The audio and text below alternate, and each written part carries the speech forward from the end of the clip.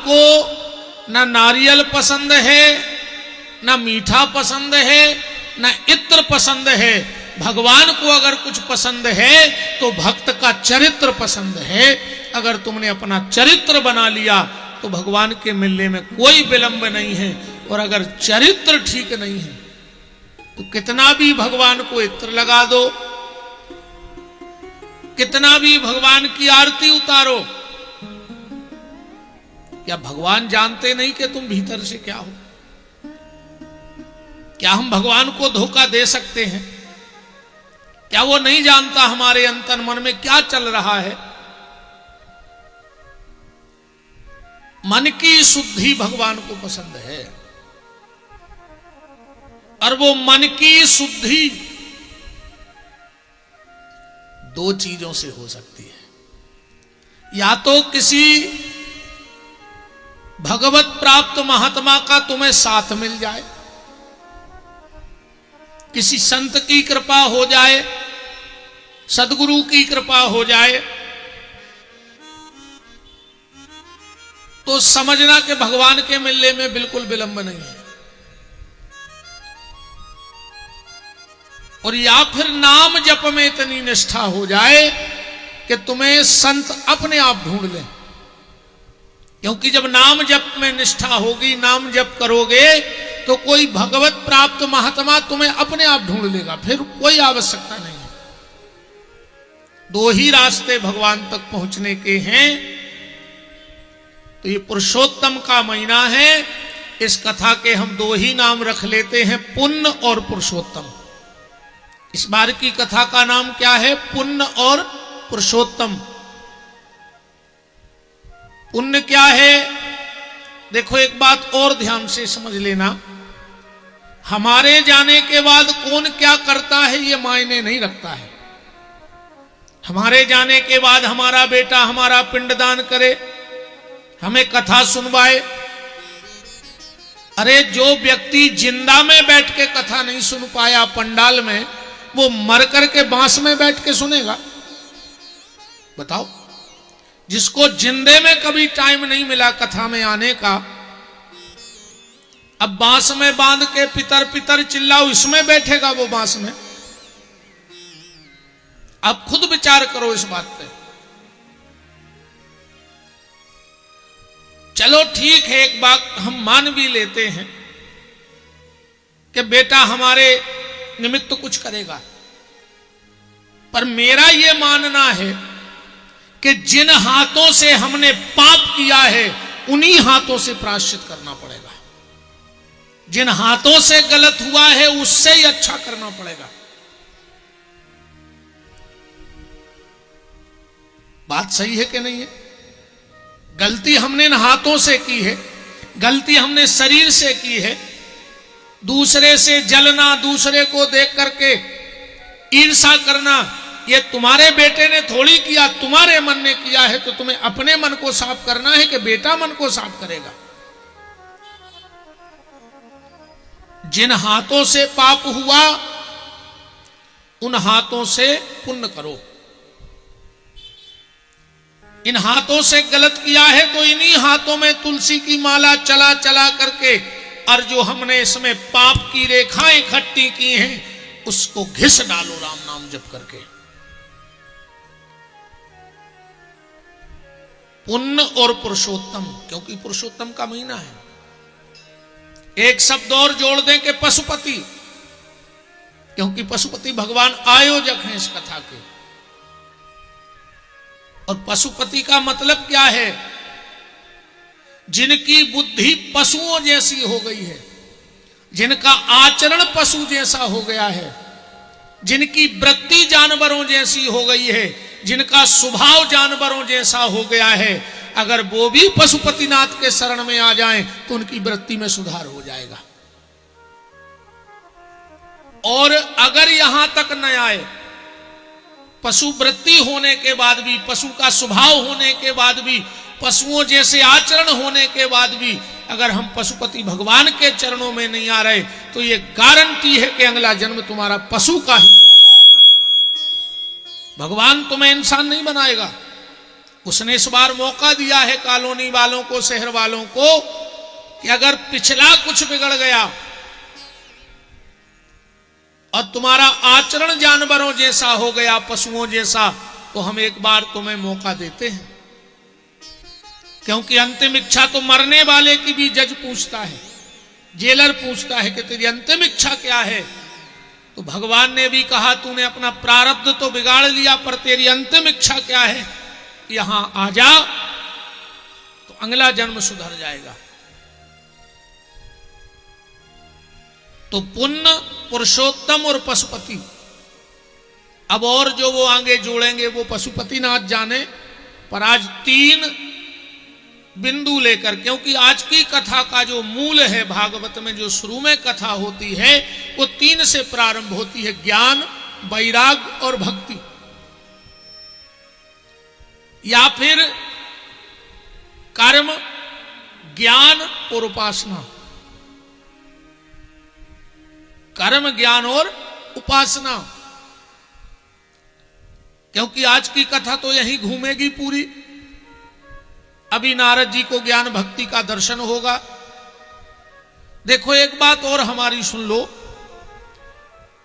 कथा का मूल पाठ तो आचार्य जी कर ही रहे हैं, और कथा लगभग आप सबको पता है, दुबे जी तो अभी दिल्ली में करा के आए हैं,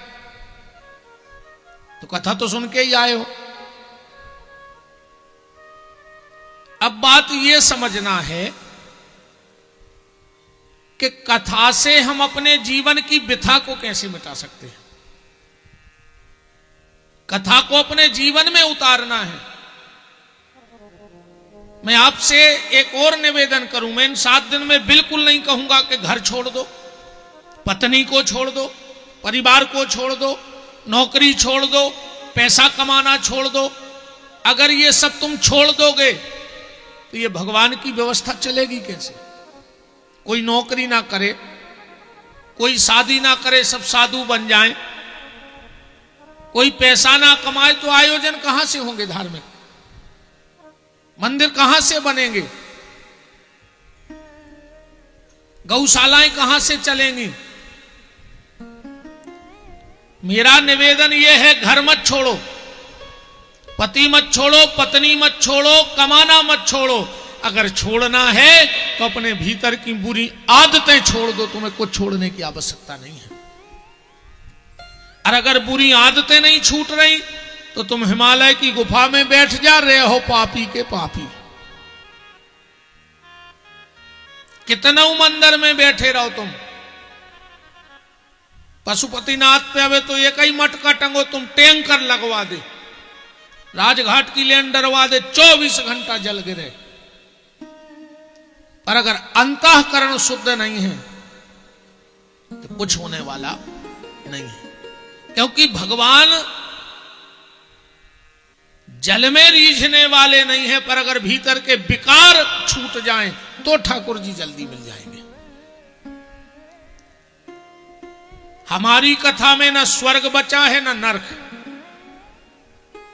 हाँ दुबे जी, हमारी कथा में केशव जी कुछ नहीं बचा, क्योंकि मैं ये जान गया ना तो मुझे इन 25 साल में कोई नरक से लौट के मिला है और ना कोई स्वर्ग से लौट के मिला है। आप लोगों को मिला हो तो हाथ उठाओ कि हमारे बब्बा जी लौट आए थे 6 महीने रह के और कह रहे थे बेटा अच्छे चलना, वहां बहुत तकलीफ है। चलो हो सकता तुम्हारे परिवार के नरक न गए हो तो स्वर्ग तो गए होंगे। वहां से लौट के कुछ फोन ऑन आया हो, मैसेज किया हो कि बेटा जल्दी आ जाओ, सागर से ज्यादा सुख तो स्वर्ग में है। आया है किसी को मैसेज? मेरा निवेदन यह है कि स्वर्ग की आशा और नरक का भय छोड़कर अपने जीवन को स्वर्ग बनाने का प्रयास करो, अपने परिवार को वैकुंठ बनाने का प्रयास करो। मंदिर में हम कितनी देर रहते हैं? कितनी देर रहते हैं मंदिर में? 10 मिनट, 20 मिनट। कोई पूजा पाठ हो तो 2 घंटे, कोई कीर्तन भजन हो तो 3 घंटे। इसके बाद तो 21 घंटे घर में रहते हो। रहते हो कि नहीं रहते? तो जहां 3 घंटा रहने पे इतने सुधर गए और जहां 21 घंटे रह रहे वहां क्यों राक्षस हो? कोशिश करो कि जहां तुम रह रहे हो वो मंदिर बने। हम लोग मंदिर में आते हैं कितनी सजगता से, यहां बीड़ी नहीं पीना है, भगवान का मंदिर है, यहां कहीं थूकना नहीं है ना, यहां कुछ मन में गलत विचार नहीं लाने। हम मंदिर में दर्शन करने आते, किसी का पांव भी लग जाता तो हमें गुस्सा नहीं आता, मंदिर है। और घर में अगर कोई लात मार दे तो बोलो, यहां प्रसाद के लिए लाइन में लग गए, घर वाले कह दें कि लाइन में लग के रोटी ले लो, ले लोगे? कोई नहीं लेगा। देखो, आज से एक नियम बनाना, जितनी देर भगवान के सामने रहो तो कहना प्रभु हम तुम्हारे चरण में हैं। मंदिर जब तक आओ, जब तक कहां हो? भगवान के चरण में। वो मंदिर से जाओ तो भगवान से कहना प्रभु अब अपनी शरण में रखना। जितनी देर बाहर रहो उतनी देर अपनी शरण में रखना। और जब तुम्हें ये आभास होगा, ये ज्ञान होगा कि हम भगवान की शरण में हैं, तो फिर गलत कर नहीं पाओगे। अगर किसी को यह पता लग जाए कि दुकान में सीसीटीवी कैमरा लगा है, चोरी करेगा? करेगा कोई चोरी? और उसे यह पता हो कि सीसीटीवी कैमरा है ही नहीं तो कुछ भी उठा लो, कौन देखने वाला है, कौन पकड़ने वाला है? तो 24 घंटे ये सोचो कि जब हम अकेले में भी हैं तो भगवान की शरण में हैं, मतलब भगवान का सीसीटीवी कैमरा हमारे साथ चल रहा है, और हम कुछ करेंगे तो रिकॉर्ड हो जाएगा। तो घर को स्वर्ग बनाओ, मन को मंदिर बनाओ और देह को देवालय बनाओ। यह हमारी देह देवालय बन जाए। पूरी जिंदगी नरक जैसी जिंदगी जी, बोले आखिरी में स्वर्ग चले गए। और आजकल स्वर्ग जाना तो बड़ा सस्ता हो गया, 150 रुपए में। कहां जाना है बताओ? 150 रुपए में तुम्हें और कम को 50 लगे। कोई जान पहचान वाला मिल जाए, अपनी लगत न ले, तो 50 रुपए में कहां जाना है? पूरी जिंदगी मंदिर की सिद्धि नहीं चढ़े और मरने के बाद फोटो में स्वर्गवासी लिखा है। कभी गाय को एक रोटी नहीं दी, फोटो में लिखा है गौलोकवासी। खाली 50 रुपया में लिखवा दो मरने के बाद कि गौलोकवासी, तो गौलोक चले गए। किसी को घर में सुख से जीने नहीं दिया, रहने नहीं दिया, और फोटो में लिखा है बैकुंठवासी। ऐसे में बैकुंठ चले जाओगे। अपने घर को स्वर्ग बनाओ, अपने परिवार के लोगों को देवता मानो, सारे संसार को अपना मानो। सिया राम मैं सब जग जानी, करहु प्रणाम जोर जुग पानी। एक बार एक कॉलेज में क्लास लगी और प्रोफेसर आए और उन्होंने कहा जरा हाथ उठाओ, स्वर्ग कौन कौन जाना चाहता है? सबने हाथ उठा दिया क्योंकि सब स्वर्ग जाना चाहते हैं। अच्छा, इस कॉलोनी में कौन कौन स्वर्ग जाना चाहता है? जरा हाथ उठाओ। सबको जाना है। बहुत सारे हाथ उठ गए। जो जो स्वर्ग गया है उसके पीछे एक शब्द और लग गया जब स्वर्ग मिलता है। हम बोलें कि तुम लोग बोलोगे, जो जो स्वर्ग गया उसके पीछे बासी लग गया। बगैर बासी लगे स्वर्ग कोई गए ही नहीं। बताओ आज तक कितनी बुराई हो जाए माँ बाप से, भैया से, पर हमने उसकी फोटो पे लिखा कि स्वर्गवासी, वो यहां और हमने फोटो पे लिख दिया हो। क्योंकि स्वर्ग जाने के लिए स्वर्गवासी बनना पड़ेगा। सबने हाथ उठाया, हमें स्वर्ग जाना है, पर एक लड़के ने हाथ नहीं उठाया पूरी क्लास में। प्रोफेसर ने उसको बेंच पे खड़ा किया, खड़े हो जाओ, तुमने हाथ क्यों नहीं उठाया? तुम स्वर्ग नहीं जाना चाहते? और उस लड़के का जवाब सुनना। उसने कहा सर मैं स्वर्ग नहीं जाना चाहता। बोले क्यों? बोले मैं स्वर्ग को भारत की भूमि पे उतारना चाहता हूं, मैं अपने देश को स्वर्ग बनाना चाहता हूं। उस लड़के का बचपन का नाम था नरेंद्र, और वही लड़का जब बड़ा हुआ तो श्री स्वामी विवेकानंद कहलाए। उन्होंने कहा मैं स्वर्ग नहीं जाना, क्या करेंगे वहां हम अकेले जाकर, हम अपने देश को स्वर्ग बनाना चाहते हैं, हम हर व्यक्ति को देवता बनाना चाहते हैं। और यही कल्पना हमारी और आपकी होनी चाहिए कि हम स्वर्ग न जाएं, पर जिस घर में हम रह रहे हैं वो हमारा घर स्वर्ग जैसा हो जाए। घर को नरक बनाए। एक आदमी हमसे बोलो कि गुरुजी हम आए, बब्बा खत्म हो गए, कहां गए होंगे? स्वर्ग के नरक। हमने कहा हमारी बात तो नहीं भाई, वो समय जब भी गए। बोले फिर भी आप कथा करत हो तो आपके हिसाब से। हमने कहा तो थोड़ा उनका जीवन परिचय बताओ। बोले वो 20 साल के थे तो उनसे मर्डर हो गया था, फिर 20 साल वो जेल में रहे, 40 साल की उम्र में निकले तो फिर चोरियां वोरियां करने लगे, खूब शराब पी 60 साल तक। उसके बाद उनकी दोनों किडनी खराब हो गई, तो वो 15-20 साल फिर बिस्तर पे पड़े पड़े मर गए। हमने कहा फिर भी पूछ रहे कि कहां गए? बोले क्यों? हमने कहा नरक ही गए, जब पूरी जिंदगी ते नरक भोगी तो वो व्यक्ति स्वर्ग कैसे जा सकता है? विचार करो। आप कुछ मत छोड़ो, बस बुरी आदतें छोड़ दो, बुरे विचार छोड़ दो, बुरे रास्ते छोड़ दो, बुरा बोलना छोड़ दो। आजकल बहुत चल रहा है मूंग चढ़ाओ पशुपतिनाथ पे। अरे मूंग चढ़ा पाओ चाहे नहीं चढ़ा पाओ, जो मुंह में के आप शब्द चढ़ा दे के आपको उसे खराब ने बोले। मूंग तो खूब चढ़ा रहे पर मुंह बंद नहीं हो रहा, और जो ना मुंह बंद हो जाए सो मूंग चढ़ावे की जरूरत ही नहीं है। इतने मूंग चढ़ा रही, घरे जाकर मुंह ताड़ का घाई बा रही, पूरे घर को सुख से नहीं जीवन दे रही। अब आज पहलो दिन है सो आज हमारी तरफ से ऑफर है, आज अच्छी अच्छी बातें सुनो, ठीक? फिर कल से देख भी अपन। हालांकि 1-2 डोज तो आज हो ही गए हैं, वो तो स्वभाव बन गया है। हम कितना कोशिश कर हैं, पर जे को जोन स्वभाव जाए ने जी से, अनीम ने मीठी हुए खाओ गुड़ घी से। हमारा स्वभाव है सो बन गया है अब, इसलिए हमने ज्यादा बोलना बंद कर दिया है। कथा के नीचे तो हम बोलते ही नहीं है ज्यादा, पहले बहुत बड़बड़ाते हम बतियाते ही रहते। अब हमें कोई से भी कछु भी के आदमी बसाई के उसको नाराजी हो जाती। ऐसे हमने कोशिश कर ली कि जितने बोले हैं सो कथा में, बाकी चुपचाप ही घूमत रहते।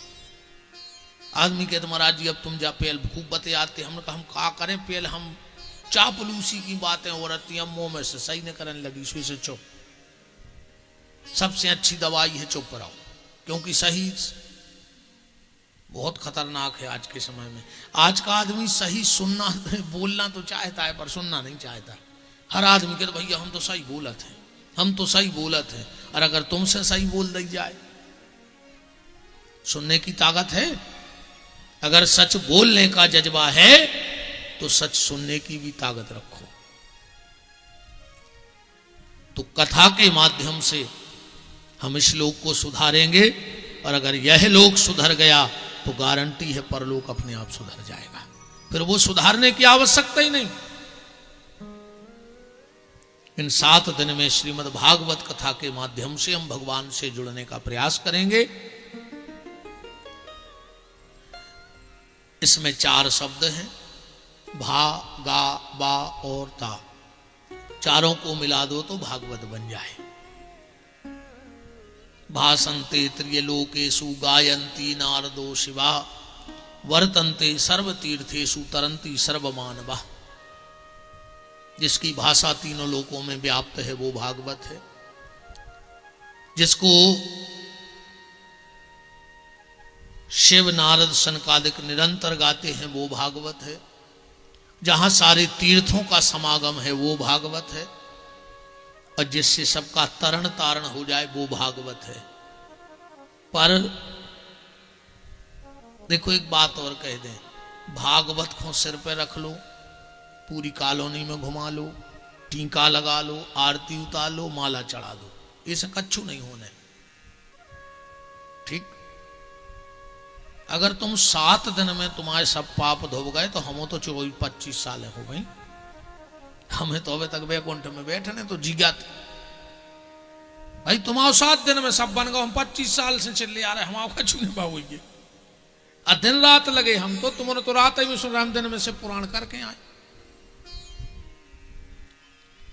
भागवत को मान पाओ चाहे न मान पाओ, पर भागवत में लिखी बात को जरूर मान जाना। को और की माने चाबी, को और की में जो ये अंतर है। हम भागवत को मानते हैं, पर मेरा निवेदन है भागवत की मानो, क्योंकि की माने चाबी।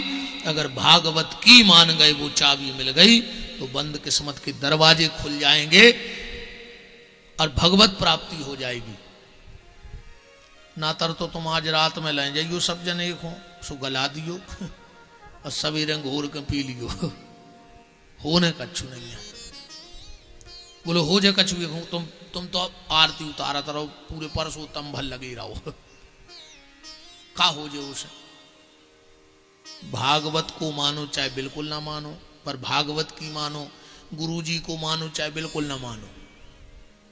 आजकल गुरुजी हर को खूब मान रहा हो आदमी, अब गरे में तक पैरें फिर रहा है, तावीजों में लटकाएं फिर रहा है, घर में इतनी बड़ी फोटो लगी, नीचे पेग बन रहा है। गुरुजी भी कह रहे कार्य खो ले आओ तो हमें फोटो में, कि अब सोने में पियते, अब हमारे सामने पियन लगे। बोलो, भागवत को मान पाओ चाहे न मानो, पर भागवत की जरूर मानना। गुरुजी को मानो चाहे न मानो, पर गुरुजी ने तुमसे जो कहा है उसको मानना।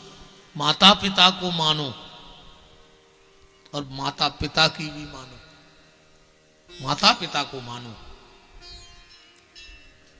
तो जिससे सबका तरण तारण हो जाए, वो श्रीमद् भागवत की कथा है। अलग अलग शब्दों में देखें तो भासे भक्ति, गासे ज्ञान, बासे वैराग्य, तासे त्याग, इन चारों को मिला दो तो भागवत है। और इसका अगर आध्यात्मिक अर्थ देखना है तो इसका नाम है भागमत। बहुत भगलाओपन है, कितने भागोगे, कहां तक भागोगे, कितने भागोगे बताओ। वो एक गाना है, जिंदगी की तलाश में हम मौत के कितने पास आ गए। ढूंढ रहे थे जिंदगी और आखिरी में मिल गई मौत। अच्छा, पूरी जिंदगी अपन जिंदगी की तलाश नहीं कर रहे, और अच्छा हो जाए, और अच्छा हो जाए, और अच्छा हो जाए, और के चक्कर में कुछ नहीं बचा। तुम्हारे हाथ में शून्य रहा। जहां से हमने सफर चालू किया वहीं आके सफर खत्म हो गया, और जहां से चालू किया था उससे भी ज्यादा घाटे में। जब हम कई लोग कहते कि दुनिया में आए कुछ नहीं लाए, कौन कहता कुछ नहीं लाए? ये शरीर तो लाए थे, पैसा नहीं लाए पर शरीर तो लाए थे। पर जब यहां से जाओगे तब तो शरीर भी नहीं जाएगा, घाटे में जा रहे हो। ये जाएगा शरीर, पर आए थे तब तो लाए थे शरीर, पर जब जाओगे तब तुम्हारा शरीर भी नहीं जाएगा। तो जहां से प्रारंभ हुआ वहीं पे खत्म हो गया। जन्म लिया, पहला स्नान भी दूसरों ने कराया, और मरोगे तो आखिरी स्नान भी दूसरे ही कराएंगे।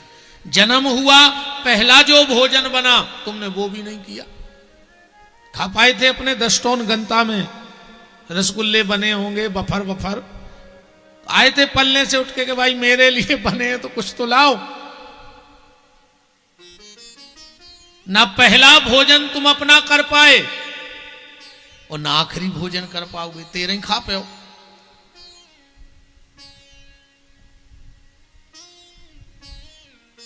निवेदन, इस जीवन की कीमत को पहचानो, मत भगो, कोई मतलब नहीं। हर व्यक्ति अच्छे की तलाश में जो है उसे और खो रहा है।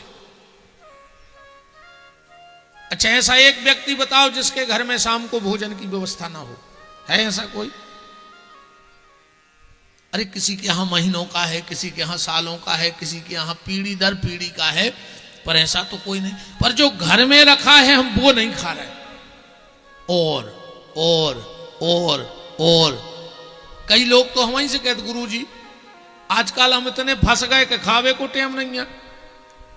फांसी लगा ले मर जा, न जहर पी के मर जा, जब खावे को टेम नहीं है तो कौन बाप को कमा रहा है? पेट में खा नहीं रहा है, पीठ पे बांध के ले नहीं जाने लगे हैं कि हम आजकल तो मुझे खाने का टाइम नहीं है तो जहर खा लो, हमारी सलाह है तुम्हें, मर जाओ। अब मत बको, तुम जहां हो वहां बैठ के ईश्वर को याद करो, क्योंकि तुम्हें पता नहीं है कि ईश्वर कहां है, पर उसे पता है कि मेरा भक्त कहां है। और आज तक का वेद पुराणों का रिकॉर्ड है, आज तक कोई भगवान तक नहीं पहुंचा। एक भी भक्त का नाम बताओ जो भगवान तक पहुंचा हो, एक भक्त का नाम बता दो कि वो भगवान तक पहुंच गया। जितने भी भक्त हुए हैं भगवान ही भक्त तक पहुंचे हैं। पहुंचे कि नहीं पहुंचे? प्रहलाद हो तो भगवान आए, ध्रुव जी हो, मीरा हो, रैदास जी हो, जितने भी भक्त हुए हैं सबके यहां भगवान आए हैं, क्योंकि भगवान को पता है कि तुम कहां हो, पर हमें पता नहीं है कि भगवान कहां है। इसलिए तुम तो जहां बैठे हो वहां बैठ के उसको याद करो, वो तुम्हें वहीं मिलेगा। जहां बैठे हो उसको पुकारो आर्त भाव से, करुण पुकार से उसे चिल्लाओ, वो एक ना एक दिन तुम्हारी जरूर सुनेगा। या फिर ये कह दे कि ये भागवत लैब है, रिसर्च सेंटर है, जिन जिन ने इसमें रिसर्च कर लिया उसने भागवत में भगवान को प्रकट कर लिया। भागवत में भगवान को प्रकट किया। भागवत का मतलब क्या है? भागवत कोई पोथी नहीं है, कागज के पन्ना नहीं भागवत। इसी भागवत में 12 भागवतों की कथा है। भागवत में 12 भागवत भय हैं। भागवत का मतलब है जो भगवान का बन गया वो भागवत है। जो भगवान का बन गया वो भागवत है। भीष्म को भागवत कहा, उद्धव जी को भागवत कहा। जो भगवान का बन गया। मेन बात है कि हम जुड़े कहां से हैं? भव से जुड़े हैं कि भगवान से जुड़े हैं? अगर भगवान से जुड़े हो तो तुम स्वयं भागवत हो और निश्चित तुम्हारी सदगति होगी। उदाहरण ऐसे समझ लो, एक बाल्टी में पानी रखो और उसमें कपड़े धो लो पानी में।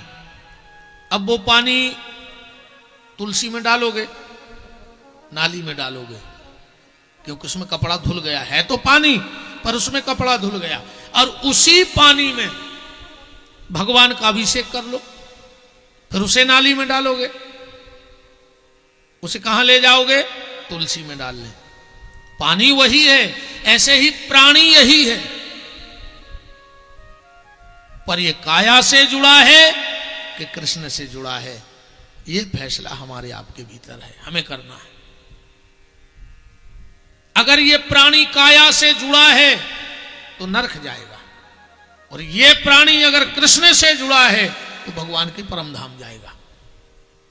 और अगर कृष्ण से जुड़ गए, कृष्ण ना भी मिले तो कृष्ण का कोई प्यारा मिलेगा, क्योंकि वो ये काम अपने प्यारों से कराता है। एक बात बताओ, चलो तुम्हारे घर में बर्तन वाली लगी है, तुम्हारे घर में कपड़ा धोने वाली है, तुम्हारे घर में झाड़ू पोंछा करने वाली है, पर जब तुम पूजा करके उठते हो तो किससे कहते हो? बर्तन वाली से कि जल ले जाओ तुलसी में डाल के आओ। किसी परिवार के सदस्य से, बेटा हो, बेटी हो, पत्नी हो, पति हो, अपने वाले से कहोगे कि बेटा आराम से उठाओ और इसे उठा के तुलसी की क्यारी में डाल के आ जाओ। ऐसे ही जब तुम परमात्मा से जुड़ोगे और जब यहां से भगवान तुम्हें उठाएगा तो फिर यमराज के सेवकों से नहीं उठवाएगा, या तो वो स्वयं आएगा या अपने किसी प्यारे को भेजेगा। राम नाम से मन मिला जम से हुआ दुराय। राम नाम से मन मिला और जम से हुआ दुराय, मोए भरोसो राम को कि बंदा नरक न जाए। फिर तुम्हें नरक नहीं जाना है, बस जुड़ना भगवान से उस पानी की तरह। तो तुम स्वयं भागवत बन सकते हो। तुम्हें स्वयं भागवत बनना है। भागवत कथा सुनते सुनते तुम्हें स्वयं भागवत बन जाना है, भगवान का बन जाना है। तो मतलब है, वरना कोई मतलब नहीं ऐसी कथाओं का। यहां से उठे पंडाल के बाहर चंडाल ही के चंडाल, बोलो ऐसे पूजा पाठ से भी कुछ नहीं होता। एक बात सुनो, एक बात से समझ लेना। एक ऐसे ही कॉलोनी थी, उस एक ही कुआं था पानी के लिए। पूरी कॉलोनी का पानी उसी से मोटर से चलता था। एक बार 4 कुत्ते लड़े और उस कुएं में गिर गए, मर गए चारों। अब वार्डवासी बहुत परेशान, वैसी पानी की किल्लत है, गर्मी पड़ रही है। तो सबने कहा भाई क्या करें? तो बोले एक काम करो, मंदिर में चलो, शिव प्रसाद जी से पूछो कि अब क्या कर सकते हैं। कि भाई अध्यक्ष हैं पुजारियों के, तो ये जो फैसला कर देंगे वो मान्य होगा। तो पूरे कॉलोनी के आए, बैठ गए मंदिर में। महाराज जी ने पूछा क्या बात है? अरे बोले अब आपको तो पता ही है, एक ही कुआं है, उसमें 4 कुत्ते गिर गए हैं, बड़ी किल्लत है पानी की। महाराज जी ने कहा कोई दिक्कत नहीं है, कुआं खाली करवाओ, 1 टैंकर नर्मदा जल डलवा दो, तुलसी पत्र डलवा दो, कुछ गोमती चक्र डलवा दो, 11 कन्याओं के चरण धोके डाल दो, शंख का जल डाल दो, सालक राम जी के स्नान का जल डाल दो, और जिसके पास जो तीर्थ का जल हो सब थोड़ा थोड़ा डाल दो, पानी पीने लगो। कॉलोनी वालों ने कहा फिर 11 कन्या क्या 101 के चरण धो। हर घर से तुलसी आई, जितना बताया था उससे 100 गुना किया सब।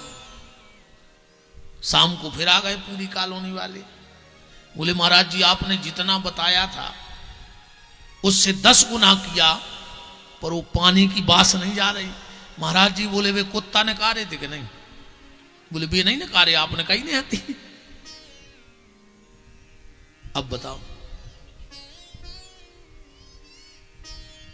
कितना गंगा जल डाल दो, कितना नर्मदा जल डाल दो, जब तक वे कुत्ता ने निकाला हो तब तक वो पानी की बास या पानी शुद्ध हो जाए। वो कुआं है ये शरीर, मन, इसमें 4 कुत्ते पड़े हैं। एक का नाम है काम, एक का नाम है क्रोध, एक का नाम है लोभ और एक का नाम है मोह।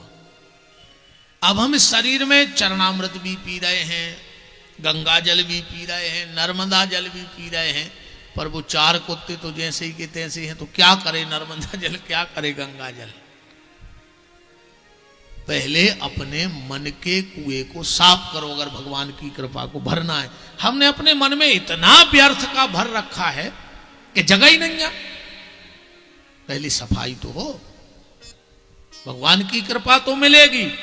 अब किस दिन मिलेगी इसकी कोई गारंटी नहीं है, पर मिलेगी ये गारंटी है। ऐसे समझ लो मंदिर का दरवाजा पशुपतिनाथ का, बांके बिहारी का, कभी पशुपतिनाथ जी ने दरवाजा खोला, कभी बंद किया। जैसे लेट हो गए हो, उन्होंने कहा जाओ भाई अब तुम लोग घर जाओ, हमें सोना है, हम गेट बंद कर लें भीतर से। चलो बांके बिहारी ने करो, राम जी सरकार बैठे उन्हें करो। मंदिर के दरवाजे खोलने का काम महाराज जी का है, शिव प्रसाद जी का। यही बंद करेंगे यही खोलेंगे, ऐसा ही है कि नहीं है? भगवान तो खोलत नहीं है। अच्छा जे कबू लेट भी हो जाए तो ऐसा तो नहीं है कि भगवान बाहर मिले हो, क्यों भाई लेट हो गए पुजारी जी? मंदिर का दरवाजा पुजारी खोलता है, पर कृपा का दरवाजा कभी कभी परमात्मा खोलता है। ये बात ध्यान रखना। मंदिर का दरवाजा पुजारी खोलेंगे, पर कृपा का दरवाजा भगवान खोलेंगे। अब किस दिन खोलेंगे? हो सकता साल में एक ही बार खोले। ऐसे कई मंदिर हैं उज्जैन में, वो नाग देवता का मंदिर साल में एक दिन खुलता है, पूरी साल बंद रहता है कि नहीं रहता?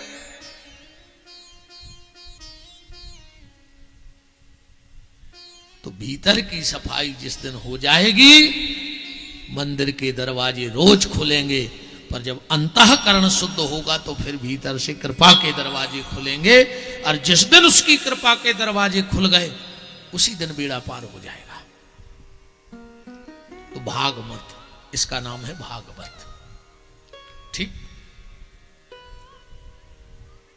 एकदा ही विशालायाम चतबारा ऋषियो मलहा सत्संग्यार्थ समायाता। नैमिषारण्य की पावन भूमि में 88,000 महात्मा इकट्ठे हुए और परस्पर चर्चा चल रही थी कि घोर कलयुग आ रहा है और इस कलयुग में हर व्यक्ति दुखी है। को तन दुखी, को मन दुखी, को धन बिन राहत उदास। अच्छा, हमारी बात पे भरोसा नहीं हुई तो आज नहीं, आप तब सबने हमारी सुन ली जा बात। कल जो भी व्यक्ति ऐसा आया हो जो आज ना आया हो, कथा के बाद ते बैठियो तना अपनो दुख सुनाइयो। कहिए यार हम तो बहुत परेशान हैं, क्या करें? तुम 2 मिनट भर सुनाइयो, और जब वो सुनावे पे बैठे तुम्हें ऐसा लगे यार कि जो तो मराइया नहीं रहा, हम तो बहुत सुखी हैं। किसी को भी सुनाना, 1 मिनट को दुख सुनाइयो बस। कहिए यार हमारी पत्नी तो यार जीवो हरा, अरे वाह के तुम हमारे घरे तो भैया एक दिन हंसी गई चक्कू लेके गले में रख लो। तो हर आदमी परेशान है। किसी को अपना दुख सुनाना, वो तुम्हें इतना सुनाएगा कि तुम पागल हो जाओ सुन सुन के। वो एक और गाना है, दुनिया में कितना गम है, मेरा गम कितना कम है। औरों के गम देखे तो हम अपना गम भूल गए। हर व्यक्ति दुखी है, ये बात अलग है। सबकी टेंशन अलग अलग है। और नौकरी वाले तो टेंशन लिख जो ही नहीं जितनी नौकरी करत हो। तुमने लाई टेंशन सो घर के लिए है पेंशन। ध्यान राखियो, इसे नो टेंशन, खुद की पेंशन खुद ही लियो। बोले ईमानदारी, अगर तुम टेंशन ले हो तो पेंशन तो घर के लिए हैं। फिर हर आदमी टेंशन में घूम रहा हो। इतने तक की अभी सत्य है, 4-5 दिन पहले की बात, हम यहाँ थे गोटे गांव के पास से लौटे। अभी एक माता जी 3-4 साल को बच्चा ले वाले आई। अब बोले गुरु जी के पांव पड़ ली, के लोगों नहीं पड़ रहा है। मम्मी ने फिर कही कि गुरु जी के पैर छू लो, बोले नहीं छू रहा है। बोले गुरु जी आप कह दो। हमने कहा बेटा काय नहीं छू रहा है? बोले हम टेंशन में हैं। और मैंने कही भाई पूरे से पेंट पैर वो सीखो नहीं है। ये 3 साल के बाल बच्चे को टेंशन है तो 30 साल को क्या हाल हुई है? 3 साल का बच्चा आज छोटे छोटे बच्चे टेंशन में हैं। ये टेंशन बनाई किसने? ये हमने और आपने बनाई है। ये भगवान की बनाई चीज नहीं है, ये हमने आपने बना रखी है। हर आदमी दुखी है। जब 3 साल का बच्चा टेंशन में हो सकता है तो हमारी आपकी तो परिस्थिति गड़बड़ाई है। सब दुखी है दुनिया में, दुख सबके अलग अलग हैं। गरीब आदमी को दुख अलग है, बड़े आदमी को अलग है। गरीब आदमी को दुख है क्या खाएं, उसके घर में कुछ है ही नहीं। और पैसा वाले की टेंशन है क्या क्या खाएं। 1 घंटा तो उनके घर मेन्यू तैयार हो तो कौन क्या खाएगा, है तो टेंशन नहीं कि नहीं है। बूढ़े आदमी की टेंशन अलग, जवान की अलग। जवान आदमी के तो मेरे पास टाइम ही नहीं है, मेरे पास टाइम ही नहीं है। कथा में चलो टाइम नहीं है, कीर्तन में चलो टाइम नहीं है, भजन में चलो टाइम नहीं है, कथा में चलो टाइम नहीं है। वो तो जो अच्छो है कि वह मौत नहीं आती के ना आदमी कहते हैं हमें टाइम नहीं है। वो तो अचानक आंसू मर जाता आदमी। अगर वो ऐसा पता लग जाए जैसे जो कथा को बहुत समय पहले होगा तो के 2 तारीख से कथा है, ऐसा कहूँ जो हो तो 3 महीने बाद मर जाए हो, तो आदमी कछु ने उठा पटक करके बच जातो। चाहे कोनो नेता से फोन लगवा तो, चाहे कोनो गुरु जी से, मनो अपने हाथ पांव तो चला तो वो तो अचानक आ जा, सो आदमी मर जात है ना। पर एक बात और सुन लो, जिनको कथा को टाइम नहीं है, जिनको कीर्तन को टाइम नहीं है, जिनको भजन को टाइम नहीं है, मर के भगवान के पास जाओगे, भगवान पूछेंगे क्यों भाई मंदिर गए? बोले टाइम ही नहीं मिला। कथा में गए? बोले टाइम ही नहीं मिला। तो कभी तीरथ को गए? बोले टाइम ही नहीं मिला। तो भगवान कहे बार फ्री होके जाओ वही कॉलोनी में, अब तुम्हें कोई काम नहीं रहेगा। क्या बन के भेजाओगे? बोले अब तुम कुत्ता बन के जाओ वही बैंक कॉलोनी में। बताओ यहां के कुत्तों को क्या काम है कुछ काम? कटरा गए कभी सौदा वौदा लेने? देखा कभी कि कुत्ते ऑटो में बैठ रहे हो कि कटरा तक तो घूम ही आए जी, सब तई के आए। अरे यहां घबराओ ने, आज कछु नहीं कह रहे ज्यादा। ये तो दुबे जी भी पछता रहे होंगे संकल्प दबा के।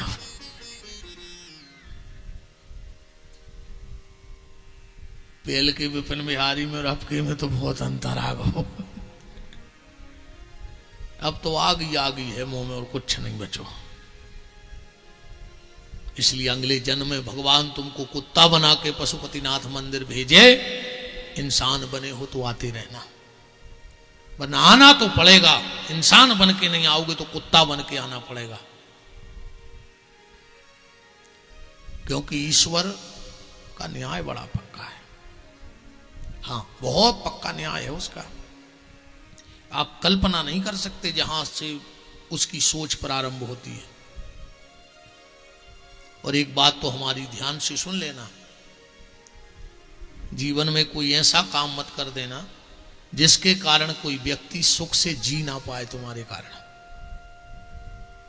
ऐसा कोई काम मत करना जिससे कोई व्यक्ति अपनी जिंदगी ना जी पाए।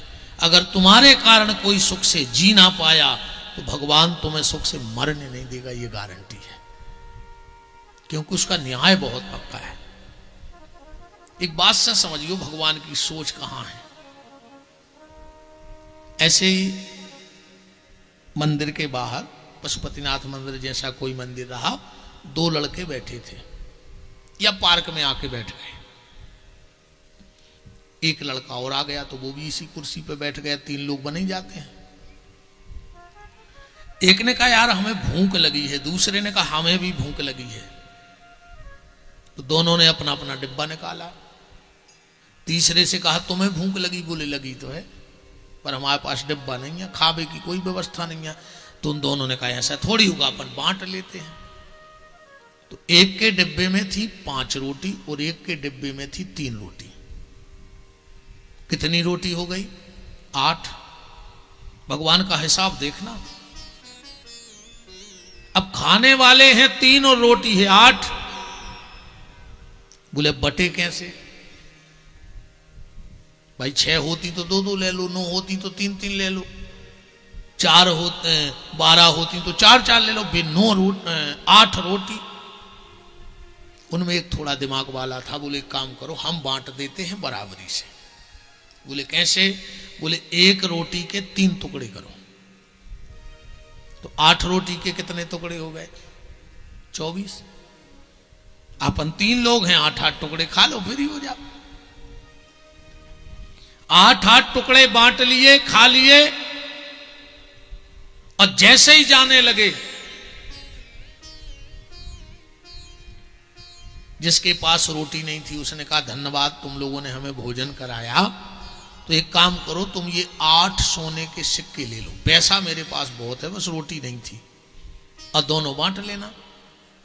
वो पैसे देके लड़का अब चला गया। अब इन दोनों में बंटवारे में विवाद हो गया। जिसकी 5 रोटी थी सिक्का दे गया था उसको, उसने कहा यार 4 तुम रख लो 4 हम रख ले। वो बोलो नहीं भैया, रोटी तुम्हारी 5 थी सो तुम ले 5, और रोटी हमारी 3 हती सो हमले है 3, हिसाब बराबर। वो बोलो नहीं यार जा तो बेईमानी हो जाए, तो वो बोलो हम दूसरे को हिस्सा लो नहीं चाह। अब उनमें विवाद फंस गया। इतने में पंडित जी आ गए। दोनों लड़कों ने कहा महाराज जी हमरों को हिसाब करो। अब पंडित जी भी चक्कर में क्या हिसाब करें। बोले तो एक काम करो, ये 8 सिक्के पशुपति के यहां चढ़ा दो,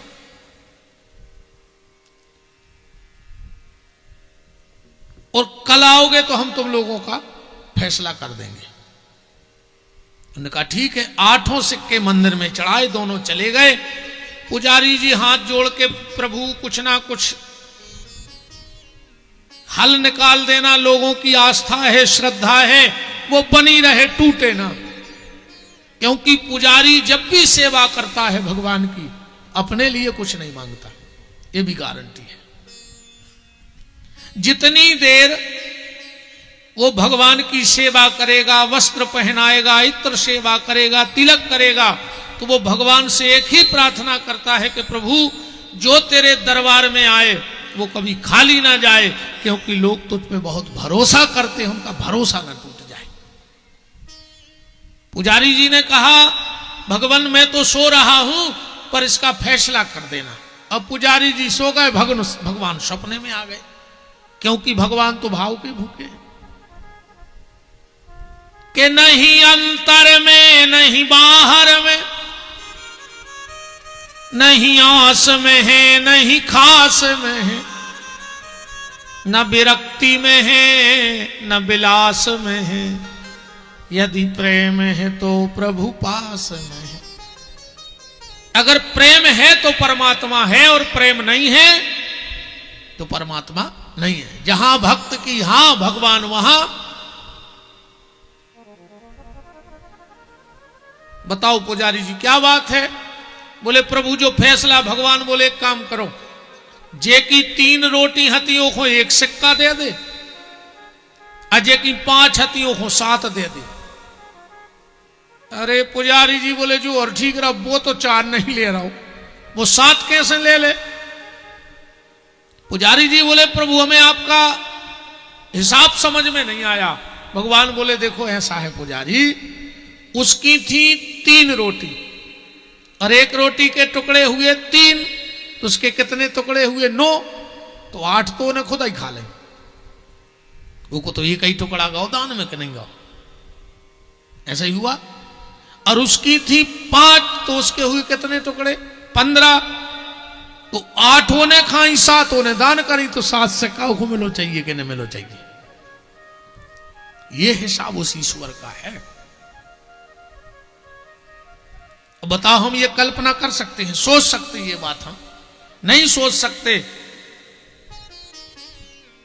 इसलिए हर व्यक्ति परेशान है, पर उसके हिसाब से डरते रहना, क्योंकि जिस दिन वो हिसाब करने पे खड़ा, और सीधी सीधी बात हमें तो तुम्हें जो करने सो कर लो, जो कर पाओ सो कर लो।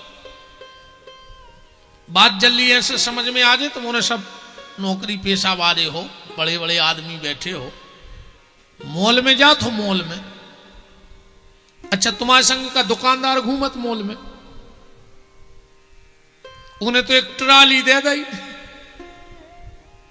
जाओ।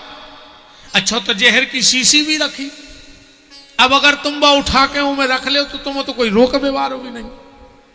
क्या है को नहीं नहीं साहब जहर मत लो, तुम्हें पसंद आया रख लो, तुम्हें जो जो अच्छा लगे मॉल में उठाते जाओ, तुम्हें कोई रोकने वाला नहीं है। कहे कोई कहेगा कि ये सामान तुम नहीं ले सकते, भर लो ट्राली, पर जब गेट पे आओगे और जब पर्चा बनेगा और जब हिसाब सामने रखा जाएगा, तब तुम्हारी समझ में आएगा कि हमने किया क्या है। ऐसे ही भगवान ने ये मनुष्य तन की ट्राली देकर इस दुनिया के मॉल में इंसान को भेजा है। अब तुझसे जो जो उठा के बने सो भरता जा।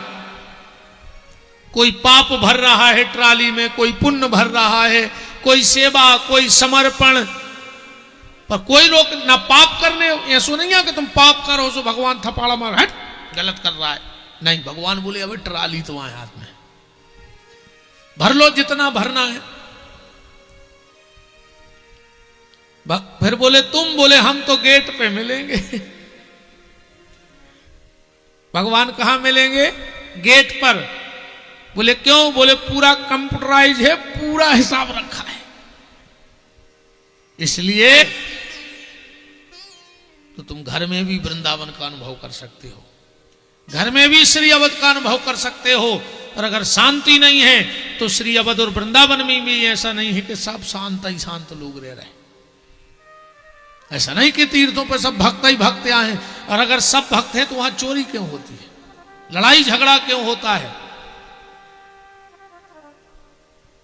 शांति तुम्हारे मन में है और उसे तुम्हें सत्संग के माध्यम से पहचानना है। बस पहचान नहीं है तुम्हारी शांति से, है तो तुम्हारे आसपास पर तुम जानते नहीं हो। कई बार ऐसा हो जाता है, एक दिन हम ही गौशाला में गोबर भर रहे थे गड्डी में गैयों को, लुंगी लगाए, और तब तक दो भक्त आ गए, उन्हें नाम सुनो हुई, बोले विपिन बिहारी जी की गौशाला जाइए। हमने कहा जाइए। बोले महाराज जी कहाँ हैं? हमने कहा महाराज जी सो रहे भीतर। बोले तुम? हमने कहा महाराज जी कथा करत, हमने गौशाला देखा बाबा जी हैं तहीं रहते हैं, आधा घंटा हो उनकी अच्छी बातें होत रही। इतने में हमारे परिचित आ गए, बोले महाराज जी आप कब के आ गए? हमने कहा हम सुबह आ गए थे आज। वे बोले जे महाराज जी? बोले जे यहाँ विपिन बिहारी जी। बेचारे बड़े काश हम बिल्कुल हम अच्छे बैठे रहे, वो तो गिट्टी डरी थी सोई पे बैठे, दाएं ना दुनिया भर की बात है। यही हमारा और आपका हाल है कि शांति हमारे बाजू में है, हमारे मन में है, पर हमारी पहचान नहीं है, इसलिए हम उसको पहचान नहीं पा रहे। नारद जी को कहीं शांति ना मिली, नारद जी जहां जहां गए उल्टा ही उल्टा मिला। आज हर जगह उल्टा है। पहले घर के दरवाजे आदमी बैठता था कि कुत्ता भीतर ना चला जाए, और अब कुत्ता बंधा है कि आदमी भीतर ना चला जाए। है उल्टा कि नहीं? अच्छा एक बात बताओ, अभी वो एक उसमें आया था पेपर में या न्यूज व्हाट्सएप पे फेसबुक पे चल रहा तो कहूँ एक चांदी की लुटिया मिली सिक्कों से भरी। कई बार हमने सुना पुराने मकान गिरत हैं, बड़े बड़े लोगों के जो माल गुजार रहे, लम्बड़दार रहे, तो उनको कछु न कछु मिला था। अच्छा अपनी औलाद को कामिल है वे जब अपनो मकान पटक है, टैंकर खोद दो पन्ने और बाहर दो औलाद खिलाने।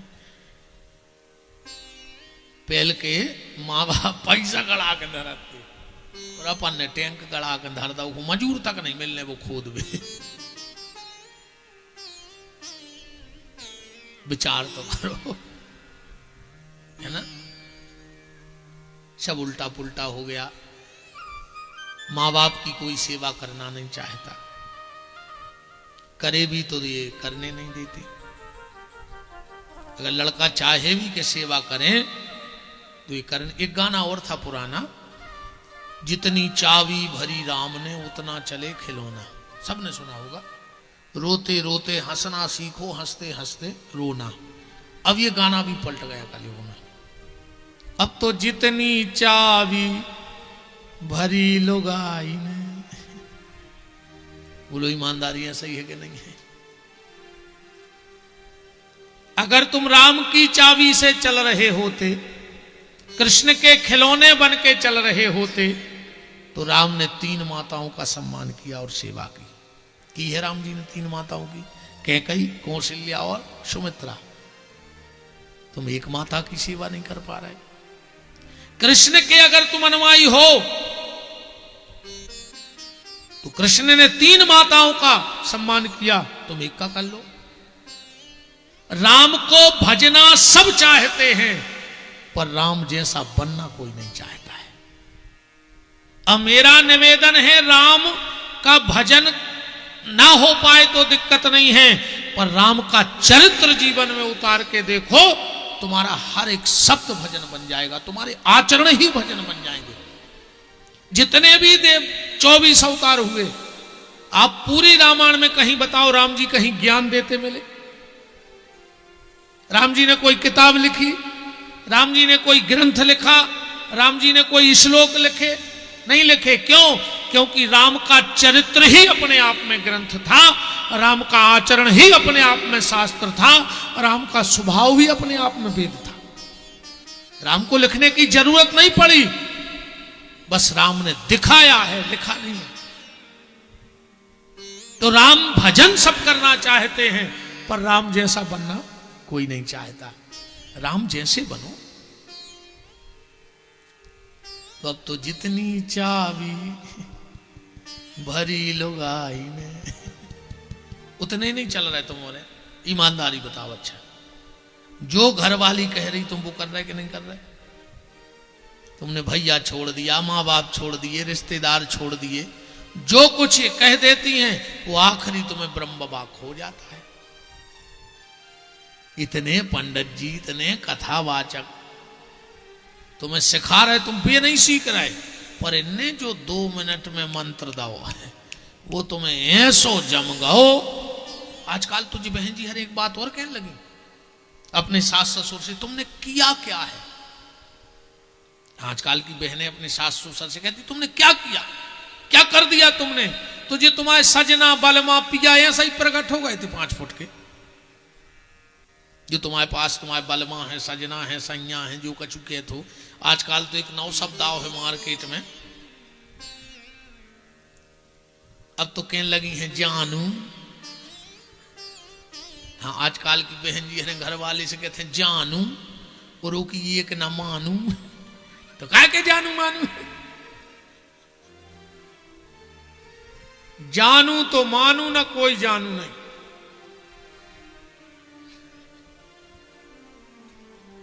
सास ससुर से कहती तुम्हारा कर्तव्य था, तुम्हें इतना भी ज्ञान है कि कर्तव्य होता है, तो तुम्हारे मान के चलो सास ससुर का कर्तव्य था, तो तुम्हारा कोई कर्तव्य नहीं है। तुम दूसरे को कर्तव्य का पाठ पढ़ा रही हो, पर तुम्हारा कोई कर्तव्य नहीं है उनके प्रति। बूढ़े सास ससुर के प्रति कोई कर्तव्य नहीं बचा तुम्हारा, तुम उनको कर्तव्य सिखा रही हो। दुनिया में मत भटको, तुम्हारे घर में सब है। सारे तीरथ अगर बूढ़े सास ससुर हैं तो सारे तीरथ तुम्हारे घर में हैं, वरना मर जाइयो तुम कोनो तीरथ में, मर हो कीराई पर के।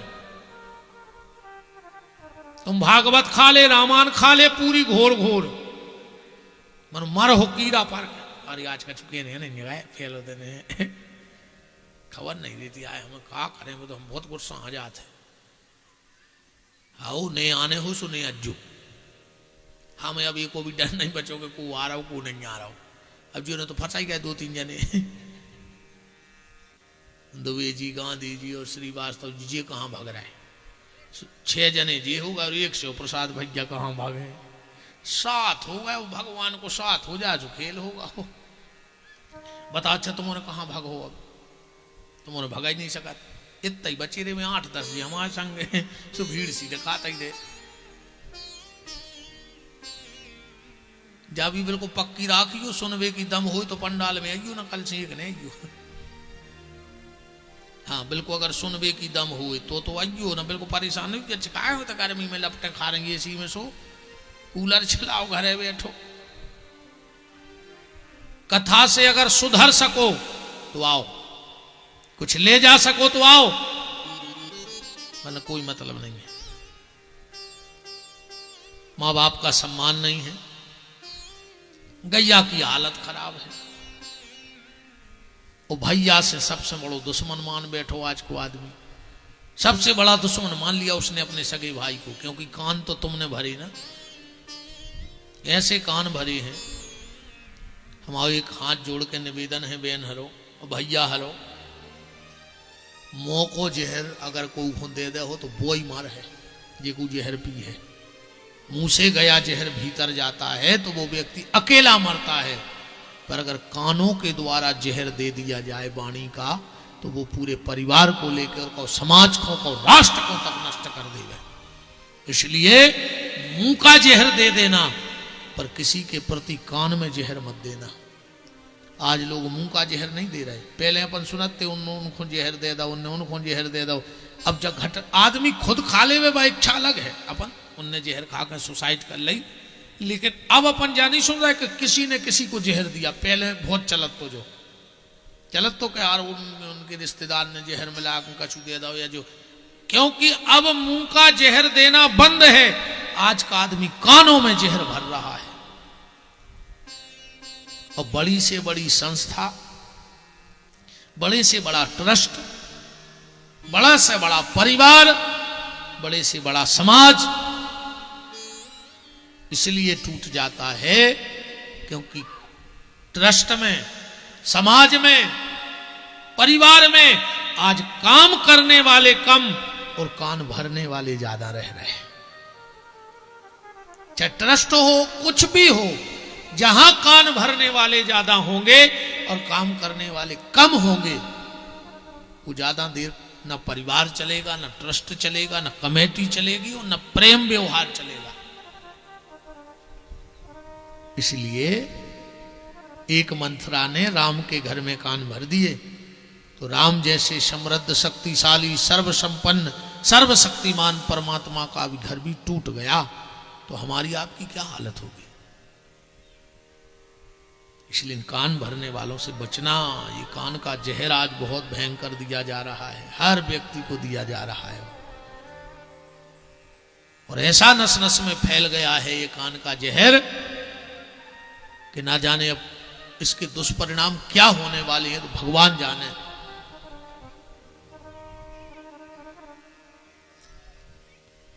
तो गैया, मैया और भैया इन तीनों की हालत आज बड़ी दयनीय है।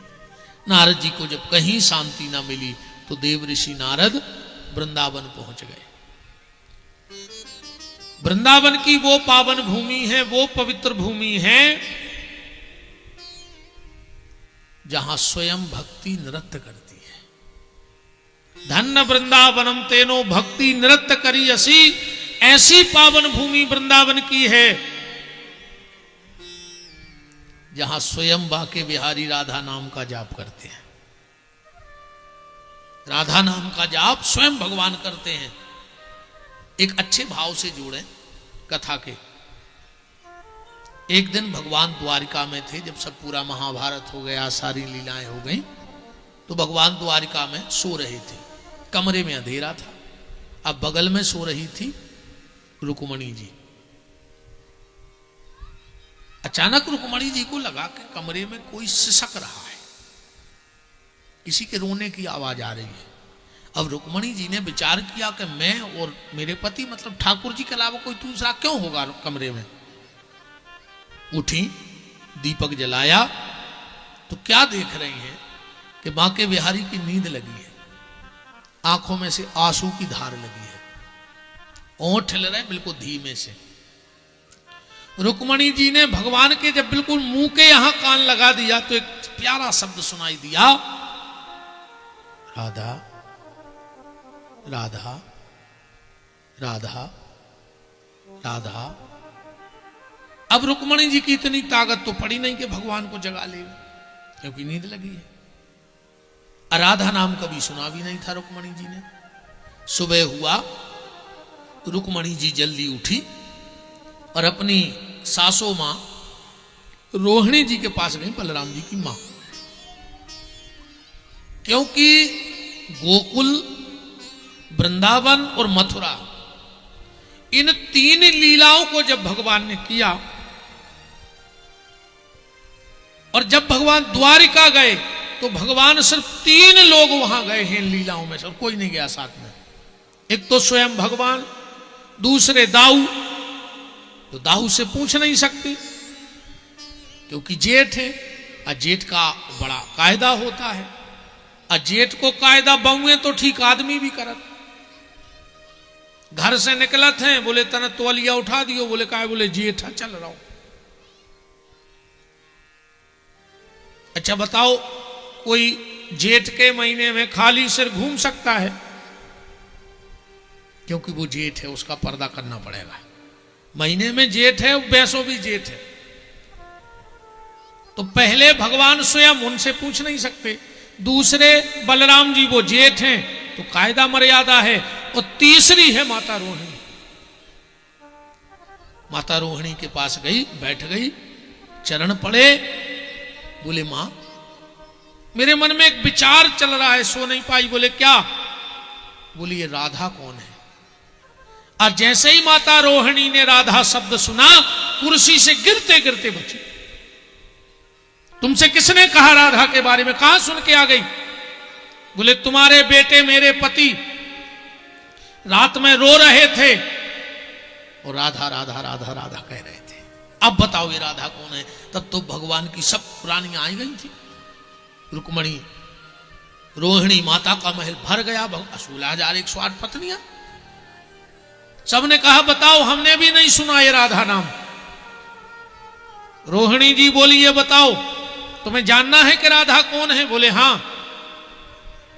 तो ये बताओ पहले कृष्ण तुम्हारे कौन है, फिर मैं बताती हूं कि कृष्ण की राधा कौन है। रुक्मणी ने कहा कृष्ण मेरे प्राण हैं, मेरे सर्वस्व हैं, मेरी सांसें हैं, मेरी आत्मा है। अब बताओ राधा कौन है? रोहिणी जी बोली तो सुन लो, कृष्ण तुम्हारी आत्मा है और कृष्ण के परमात्मा का नाम राधा है। जैसे कृष्ण तुम्हारे सर्वस्व हैं, ऐसे कृष्ण की सर्वस्व श्री किशोरी राधा जी हैं। रुक्मणी जी बोली माता मुझे कुछ राधा के बारे में सुनाओ। बोले नहीं सुना सकती। क्यों? बोले मैंने जैसे ही राधा का चरित्र चालू किया और कृष्ण आ जाएगा। रोहिणी जी बोली वो तो अभी उठे ही नहीं, सो रहे हैं।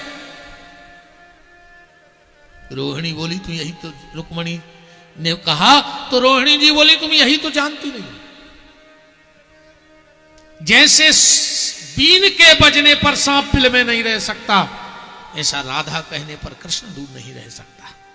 वो अभी उठ के आ जाएगा। तो एक रानी बोली आ जाने तो दिक्कत क्या है? बोले दिक्कत है, वो मेरा बेटा है, मैं उसकी मां हूं, और जब मैं राधा चरित्र सुनाऊंगी तो मुझे राधा कृष्ण के प्रेम के कुछ प्रसंग भी लेने पड़ेंगे। वो दुनिया की ऐसी कौन मां होगी कि उसका बेटा सामने बैठा हो और वो उसके प्रेम, बहू लड़का के प्रेम की चर्चा करने लगे? कुछ तो मर्यादाएं हैं। तो भगवान की एक पत्नी बोली मां एक काम करो, जब वो दरबार चले जाएं तब सुना देना। रोहिणी बोली अभी भी नहीं समझी तुम लोग। जैसे कमल के खिलने पर 6 कोस दूर भंवरे को पता लग जाता है। 18 किलोमीटर दूर खुशबू लेते भंवरा के कमल खिल गो, वहां से दौड़ता है, चाहे रास्ता में मर जाए पर वो आएगा, वो खुशबू पकड़ के। ऐसे ही दुनिया के किसी कोने में राधा कह दो तो कृष्ण आ जाएगा।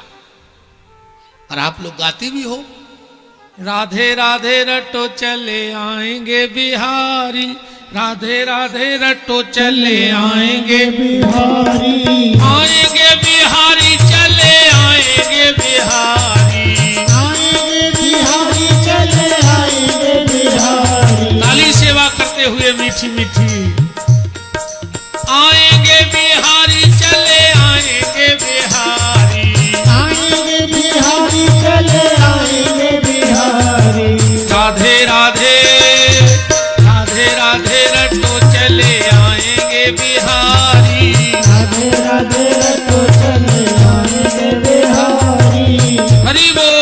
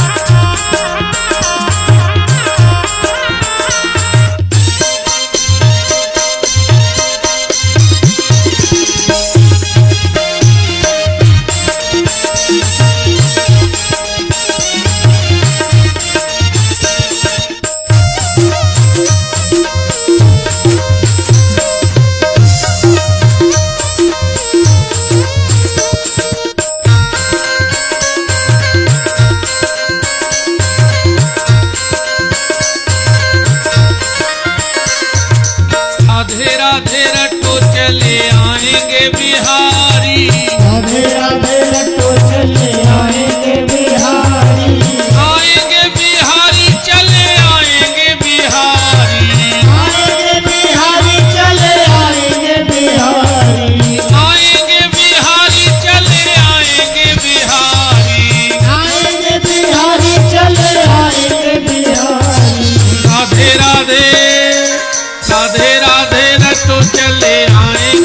बिहारी। राधे राधे रटो सतनाम बिहारी।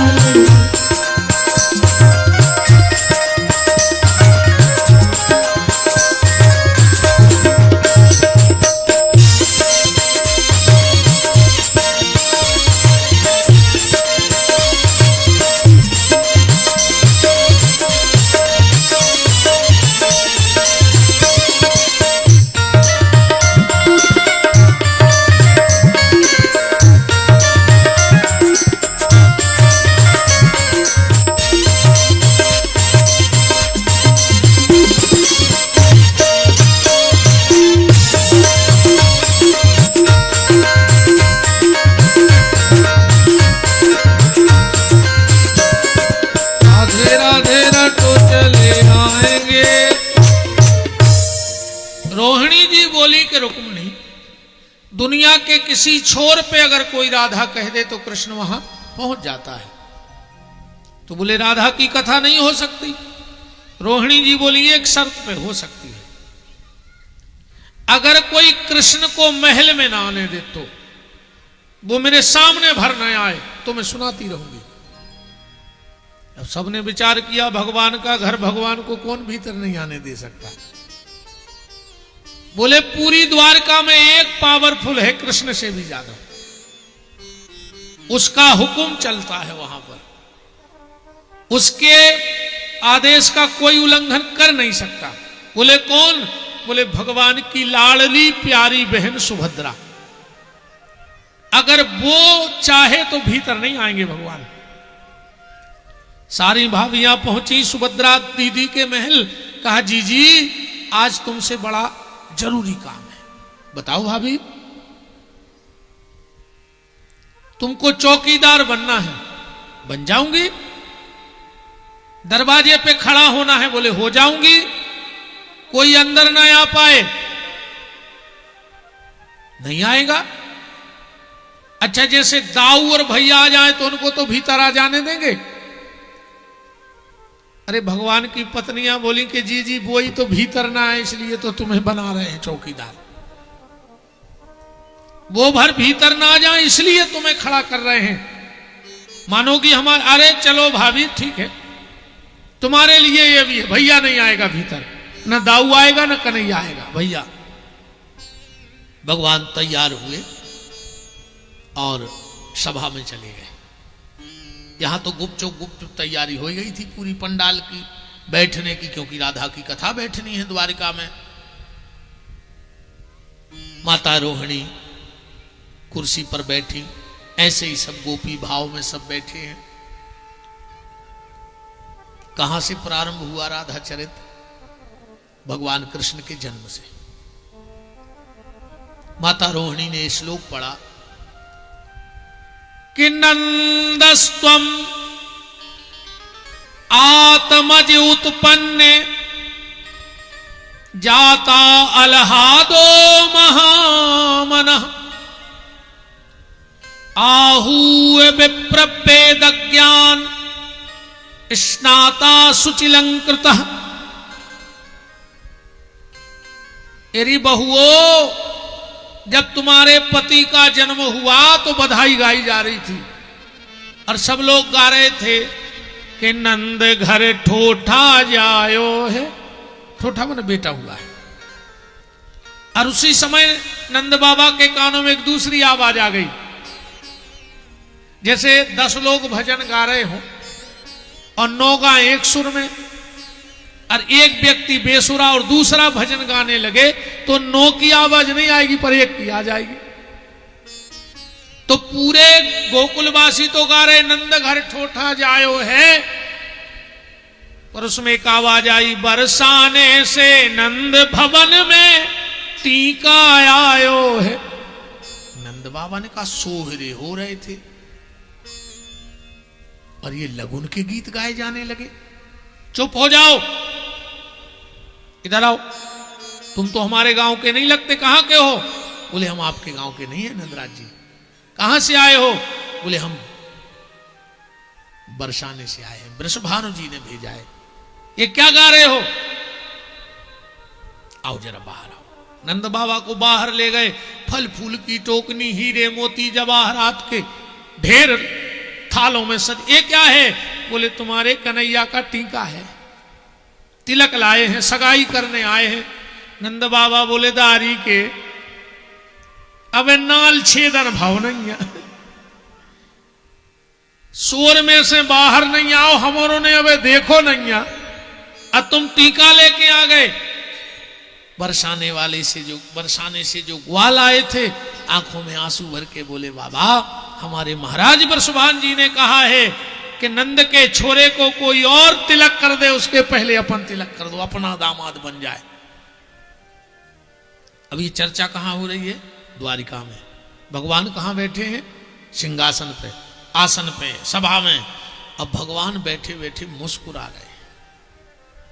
बलराम जी बोले क्यों कन्हैया, किन ख्यालों में खोए हो, बैठे बैठे मुस्कुरा रहे हो आज? भगवान बोले दाऊ कहीं राधा जी की कथा हो रही है। बलराम जी बोले चुप करो, 24 घंटा राधा राधा राधा, काम में मन लगाओ, कहीं कोई कथा नहीं हो रही। डांट दिया दाऊ ने।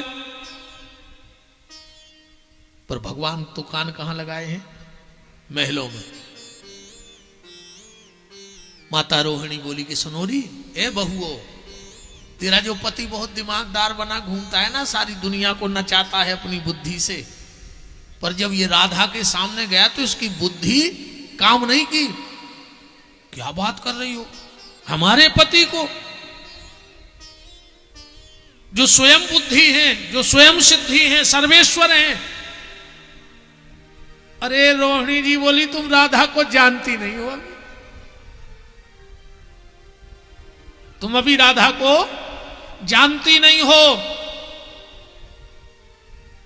बताओ ना मां, कैसे हमारे पति उनके सामने अपनी बुद्धि को परास्त कर दिए।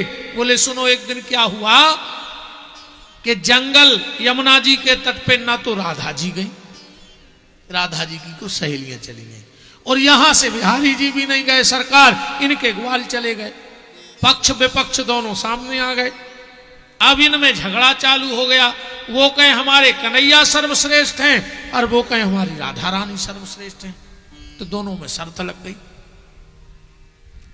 भगवान के ग्वाल बोले तो एक काम करो, तुम्हारी राधा और हमारे कन्हैया में शास्त्रार्थ करवा दो, जो जीतेगा वो विजयी। पर एक बात सुनो, अगर तुम्हारी राधा हार गई, हमारा कन्हैया जीत गया, तो जीवन भर गोबर करोगी हमारी गौशाला का। सखियां बोली मंजूर। और सखियां बोली जैसे तुम्हारा कन्हैया हार गया तो ग्वाला बोले हम पानी भरेंगे तुम्हारा जीवन भर। शर्त लग गई। भगवान के मित्र पहुंचे भगवान के पास, बोले कन्हैया नाक की बात है रे, अब तो राधा कुछ भी पूछे तुझे बताना है। अरे भगवान बोले तुम हमें जानते नहीं हो, मेरी एक एक सांस में 4 वेद निकलते हैं, क्या पूछेगी राधा हमसे? तो कन्हैया हम जीत पक्की समझे। अरे भगवान बोले स्टाम्प पे लगवा लो, राधा हमको परास्त नहीं कर सकती। सखियां पहुंची राधा जी के पास, बोले महारानी जी हमारी नाक का सवाल है, कुछ ऐसा पूछना उन कान्हा से कि वो जवाब ना दे पाए। राधा जी बोली अब वो तो समय आने पे पता लगेगा, कल। एक पक्ष इस तरफ, एक पक्ष इस तरफ, दोनों मुखिया आमने सामने। भगवान बड़े अकड़ के बोले हाँ राधे पूछो। राधा जी बोली तैयार हो? भगवान बोले तैयारी वो करे जिसको ज्ञान ना हो। अब मेरे तो मैं खुद वेद हूं। राधा जी बोली फिर भी एक बार और सोच लो कुछ। अरे नहीं नहीं नहीं, सोचने की कोई बात ही नहीं, चलो पूछो। राधा जी ने पता क्या किया, राधा जी अपने साथ एक तूमा ले गई, तूमा। अब भगवान के सामने ऐसा पकड़ के बोली रे कन्हैया, इसकी तरफ उंगली करके इसका नाम बता दे कि क्या है। अब तूमा लिए, राधा उंगली कहां जाएगी? राधा तरफ। अब भगवान कैसे कह दें कि तू मां, कैसे कह दें राधा को कि तू मां है? बोलो बोलो कन्हैया इसका नाम क्या है? भगवान बोले मैं जानता हूं। अरे तो राधा जी बोली जानते तो बोल दो। भगवान बोले नहीं बोल सकते, क्योंकि तू मां पकड़े राधा जी। अब भगवान कैसे कहते हैं कि तू मां? बताओ बताओ कन्हैया। अरे भगवान बोले हम जानते हैं, हम लिख के दे सकते हैं। राधा जी बोली कि चर्चा लिख के नहीं हुई थी। बताओ।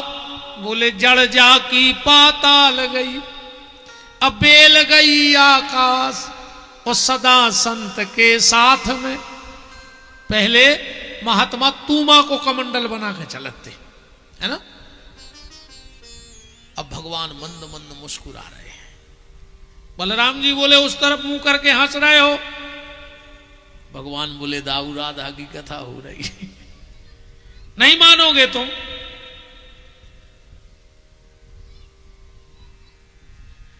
यहां कथा बदली।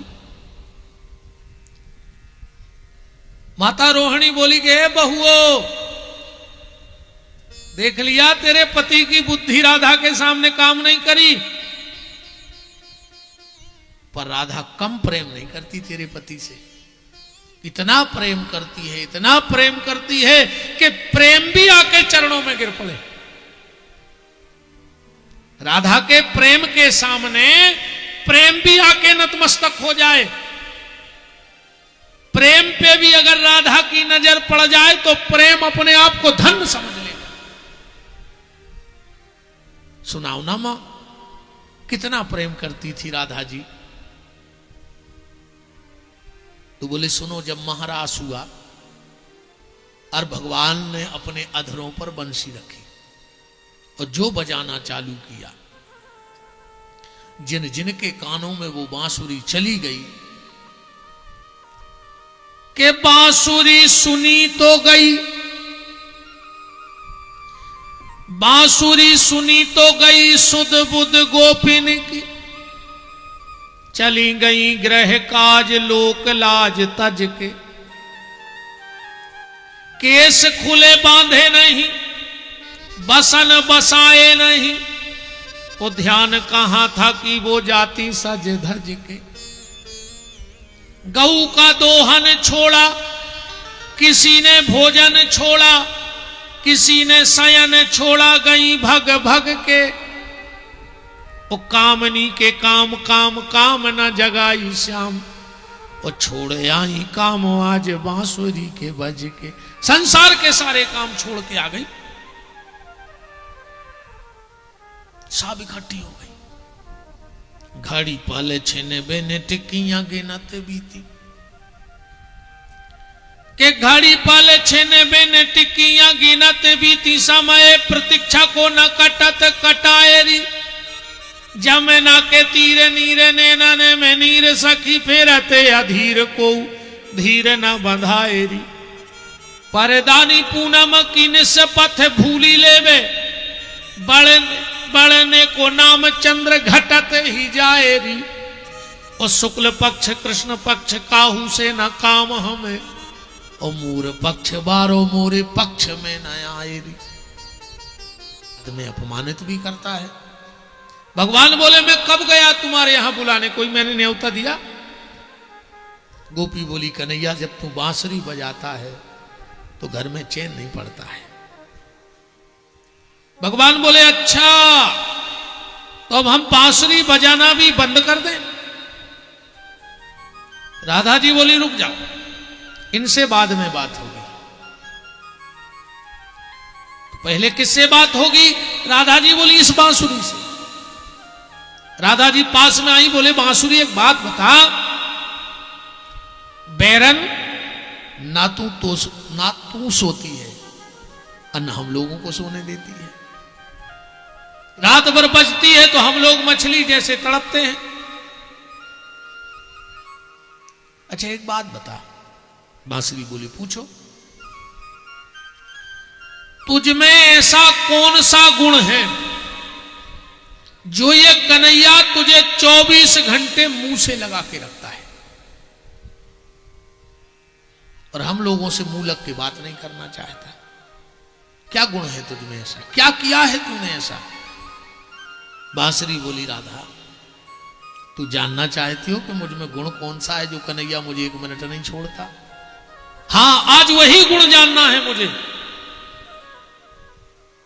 बता दूं? अरे बताओ ना। बांसुरी बोली तो सुनो राधा, मुझ में सबसे बड़ा गुण ये है जिसलिए कन्हैया मुझे छोड़ता नहीं है। मुझ में सबसे बड़ा गुण ये है कि मुझ में कोई गुण ही नहीं है। सबसे बड़ा गुण क्या है? मुझ में कोई गुण नहीं है। अच्छा, बांसुरी में क्या है बताओ? सूखा बांस है ना, खोखला, उसमें कोई तार वार फिट होते नहीं, कोई मशीन लगती नहीं, और ऊपर से 7 छेद और हो जाते हैं। होते हैं कि नहीं होते? क्या होता बांसुरी में?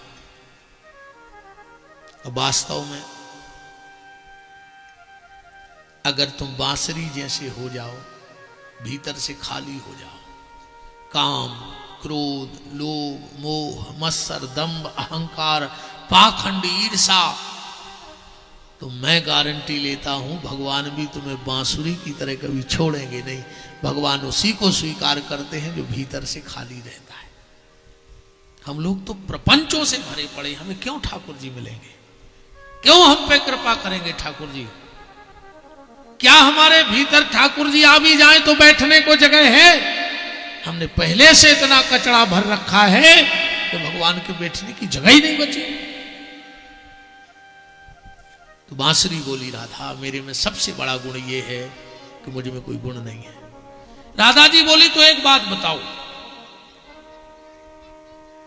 अगर तेरे भीतर कुछ नहीं है। अरे राधा, बांसुरी बोली, देख ले अगर कुछ है। प्रत्यक्ष को क्या प्रमाण की आवश्यकता है बताओ? तो फिर मेरी दूसरी बात बताओ, अगर तुम्हारे भीतर कुछ नहीं है तो तुम मरी क्यों नहीं? मरी क्यों नहीं? क्योंकि जब भीतर कुछ नहीं होगा तो मर जाएगा आदमी। बांसुरी बोली, राधा तुम पूछ रही हो तो बताए देते, वरना मैं ये बात किसी को बताती नहीं।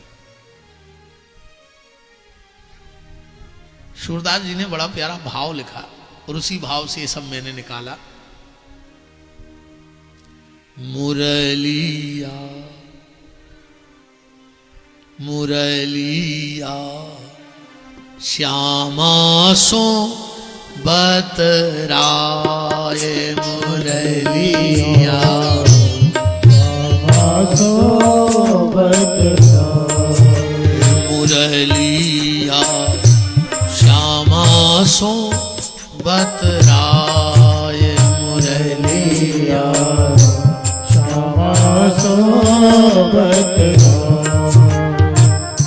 भीतर से मैं एकदम खाली, भीतर से मैं एकदम खाली, भीतर से मैं एकदम खाली, भीतर से हम एकदम खाली।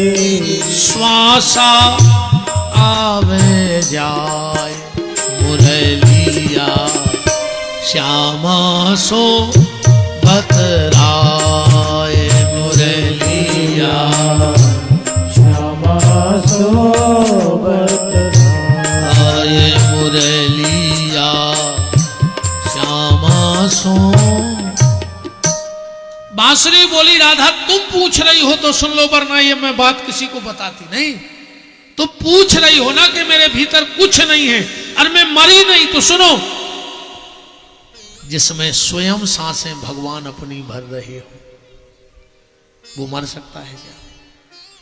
भगवान कृष्ण स्वयं अपनी सांसें मेरे भीतर डाल रहे हैं, इसलिए मैं जिंदा हूं।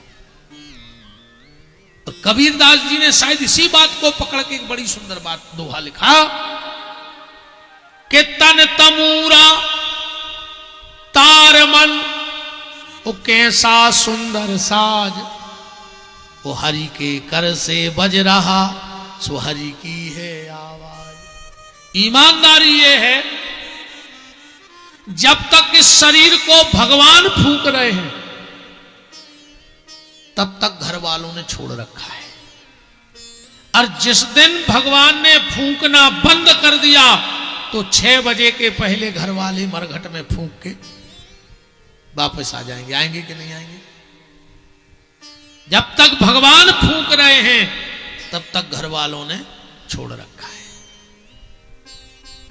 और जिस दिन भगवान ने फूंकना बंद किया, घर वाले फूंक देंगे कि सुखा के रखेंगे? फूंक देंगे। तन तमूरा तार मन सुन कैसा सुंदर साज, और हरि के कर से बज रहा और हरि की है आवाज। वही सब कुछ कर रहे हैं। अच्छा, ये 2 चीजें बड़ी प्यारी हैं, एक भागवत जी की बांसुरी और राम कथा का धनुष। इससे अच्छी शिक्षा कोई नहीं दे सकता। मैं राम कथा करने नहीं आया, पर बात आई है तो 1 मिनट का भाव दिमाग में आ गया है। तो राम जी ने धनुष को तोड़ा और फेंक दिया। बिल्कुल सीधी सीधी बात, मेन बात पकड़ लो, चर्चा तो फिर बहुत लंबी हो जाएगी। एक राजा गया धनुष के पास, टूटा पड़ा था दूर। बोले क्यों धनुष, तुम खंड खंड हो गए? धनुष बोला तुम्हें क्या दिक्कत है? बोले बताओ, तुम खंड खंड हो गए कि नहीं? अरे धनुष बोला हो गया, 2 टुकड़े में पड़ा ही हूं। बोले तुझे दुख नहीं है? धनुष बोला मैं तो बहुत खुश हूं। क्यों? बोले मैं भली खंड खंड हो गया, पर सीताराम तो अखंड हो गए। हम भली टूट गए पर भी तो जुड़ गए, और जब तक हम ना टूटते तब तक वो ना जुड़ते। क्योंकि जनक की ए बेटा, ए अच्छे बैठ जाओ तो, ए बिट्टू उधम नहीं करो, इधर बैठ जाओ आके, बैठ जाओ अच्छे आराम से, उधम नहीं करना। बहुत खतरनाक बाल बच्चे हैं आज की दद्दा। आज के बच्चों के तुम जवाब तो देखो।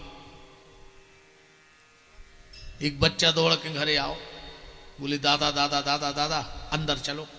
बोले काहे? बोले हमारे स्कूल की मैडम आ रही। अरे सु दादा बोले तुम जाओ, तुम्हारे स्कूल की मैडम हमें का लेने देने? नाती बोलो कि आप ही के मरे की तो छुट्टी लाए 3 दिन से। इतने खतरनाक बच्चा है भैया, तो बहुत ध्यान देने। बस जिम्मेदारी आप लोगों की है मेरी बहनों। तुम चाहो तो इनको वैज्ञानिक भी बना सकती हो, और तुम चाहो तो इनको विनाशक भी बना सकती हो। तुम चाहो तो इनको एक कलाम जैसा देश को राष्ट्रपति भी दे सकती हो, और वरना कसाब जैसा एक आतंकवादी भी पैदा कर सकती हो। ये तुम्हारी जिम्मेदारी है, इनको गलत गली मत जाने देना। पर अब तुम्हें टेम ही नहीं है, तुम्हें खुद ही दिन रात मोबाइल से फ्री नहीं है। तुम कहा बच्चों को भविष्य बने हो, तुम खुद ही फेसबुक सरकार। पहले के गांव में ये सियानी सियानी माता जी हरें उठती तो ओरेन डालत थी। आज की बहन जी हरें स्टेटस डालत है। ओरेन नहीं डलत तो स्टेटस डलत है। और क्या स्टेटस डालत है कि राम आएंगे तो अंगना सजाऊंगे, और सास ससुर आएंगे तो अपना मुंह फुलाऊंगे। रे राम, बहुत खतरनाक समय आ रहा है। क्या हुई है रे? सबसे ज्यादा हमें तो लग रहा है बीमारी बन गई मोबाइल। सबसे घातक चीज मोबाइल। को से मतलब नहीं। 2 ही आदमी बैठे हुए, 2 ही फेसबुक सरकार है। कुत्ता पूरी रोटी खा गो, न मैडम को पता न साहब को पता। हाँ, अरे बहुत खतरनाक काम है।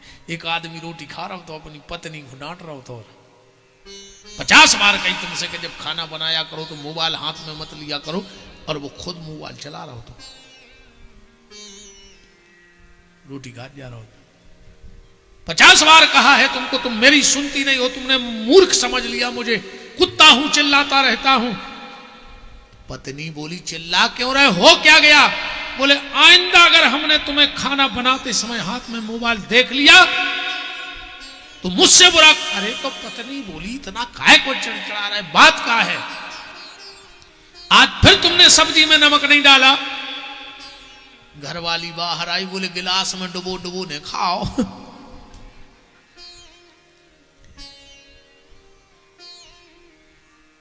अब वो खुद मोबाइल चला रहा हो, सब्जी कट रही है तो धरी वो गिलास में कोरा डुबो के खा रहा हो। जा हालत है आज के आदमी की। आज ये दो चीजों पे अब कब नियंत्रण नहीं हो सके, एक मच्छर, एक मोबाइल। हाँ, सरकार हर साल मच्छर की दवाई फेंकवा रही, मच्छर जाएंगे तहीं। ऐसा ही मोबाइल बढ़ता ही जा रहा हो, जैसो मच्छर बढ़ रहा हो ऐसो मोबाइल बढ़ रहा हो। पहले तो एक घर में एक मोबाइल है, तो अब एक आदमी के 4 मोबाइल है।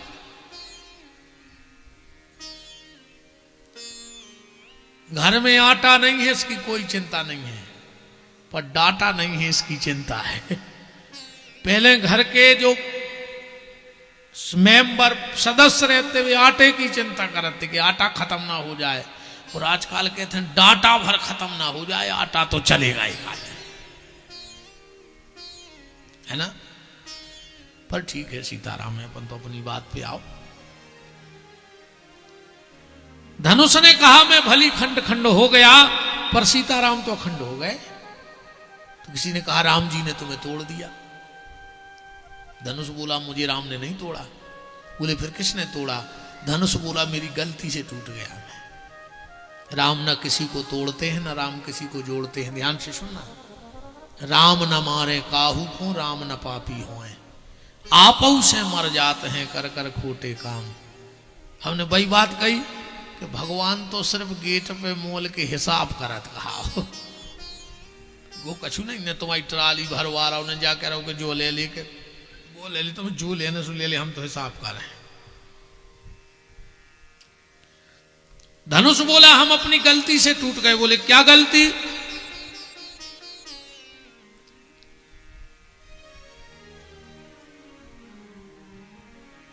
ध्यान से देखना मेरे हाथ, और जो धनुष ने गलती की है वो आप लोग मत करना, मेरा निवेदन है।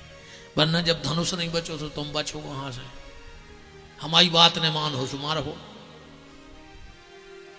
भाई सीधी सीधी बात है, डॉक्टर ने कही के जाने खा जो चीज है, अब तुम घरे जाके खा ली सुमार जा।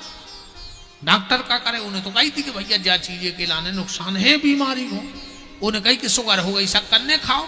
अब तुम नहीं मान रहे सो तुम तो मिठाई की दुकान खा ले। तुम एक दिन खाओ, घर के 13 दिन रेगुलर खे।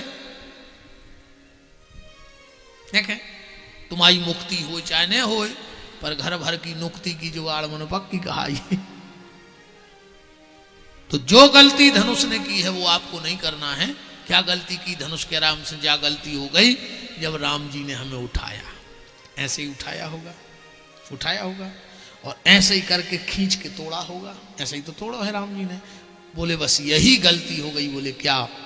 बोले मैं राम जी से दूर चला गया और डोरी राम जी के पास चली गई। जो राम से दूर जाएगा उसे तो टूटना ही पड़ेगा। डोरी नहीं टूटी क्योंकि वो राम के हृदय के पास थी।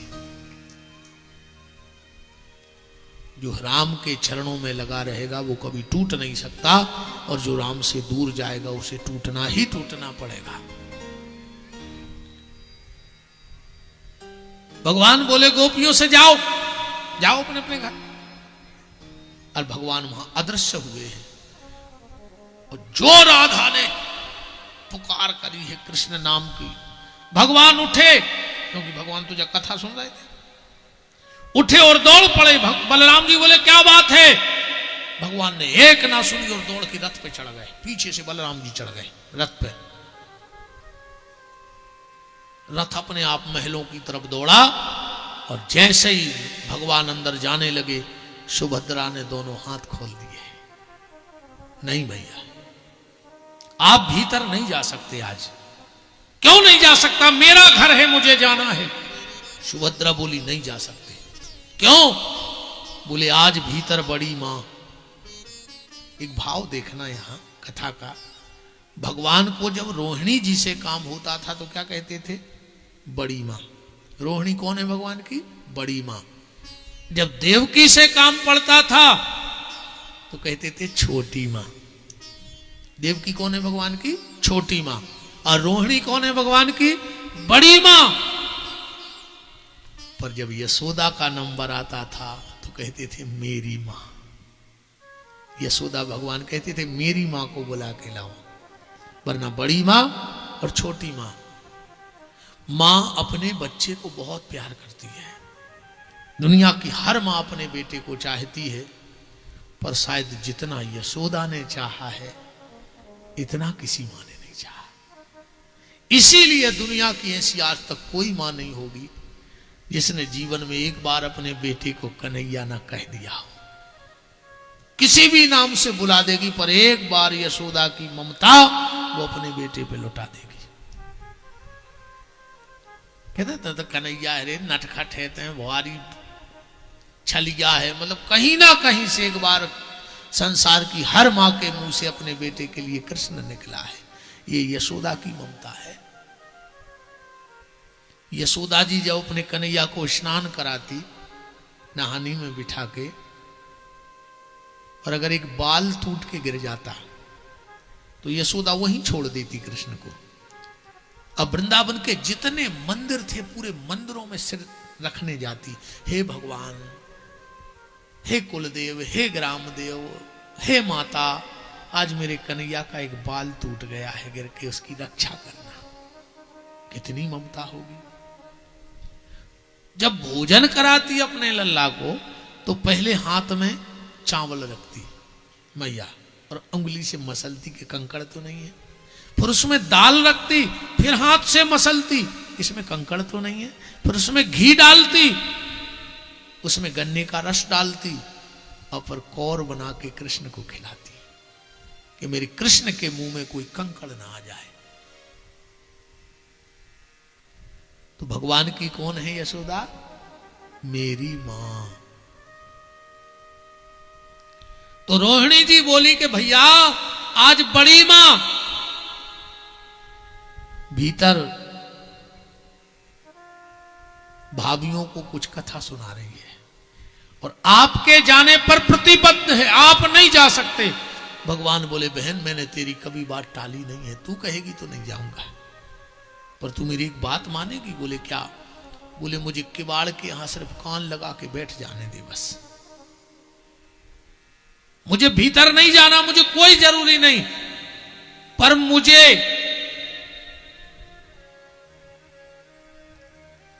कान लगा के सुन लेने दे भीतर क्या हो रहा है। भगवान ने कान लगाया। रोहिणी जी राधा के विरह की चर्चा कर रही हैं। जब भगवान अदृश्य हुए तो राधा जी कह रही हैं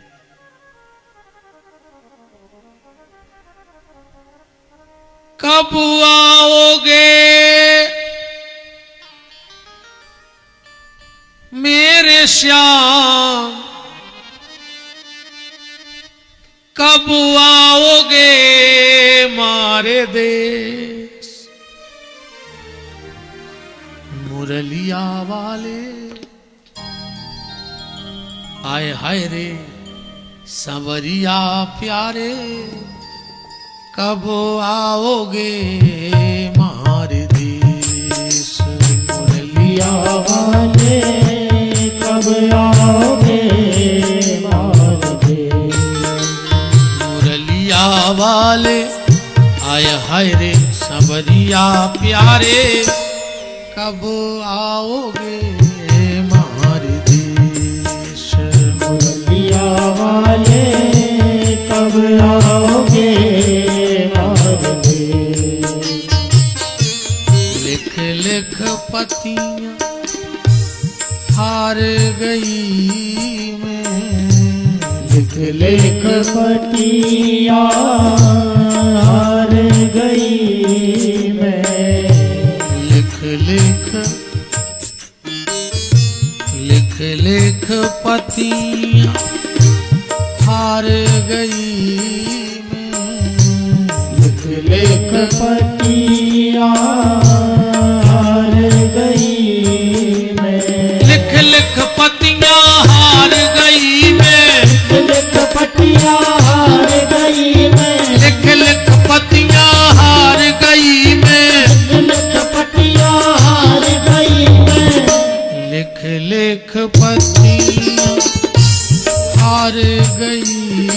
में लिख लिख पटिया हार गई मैं, ना भेजेरी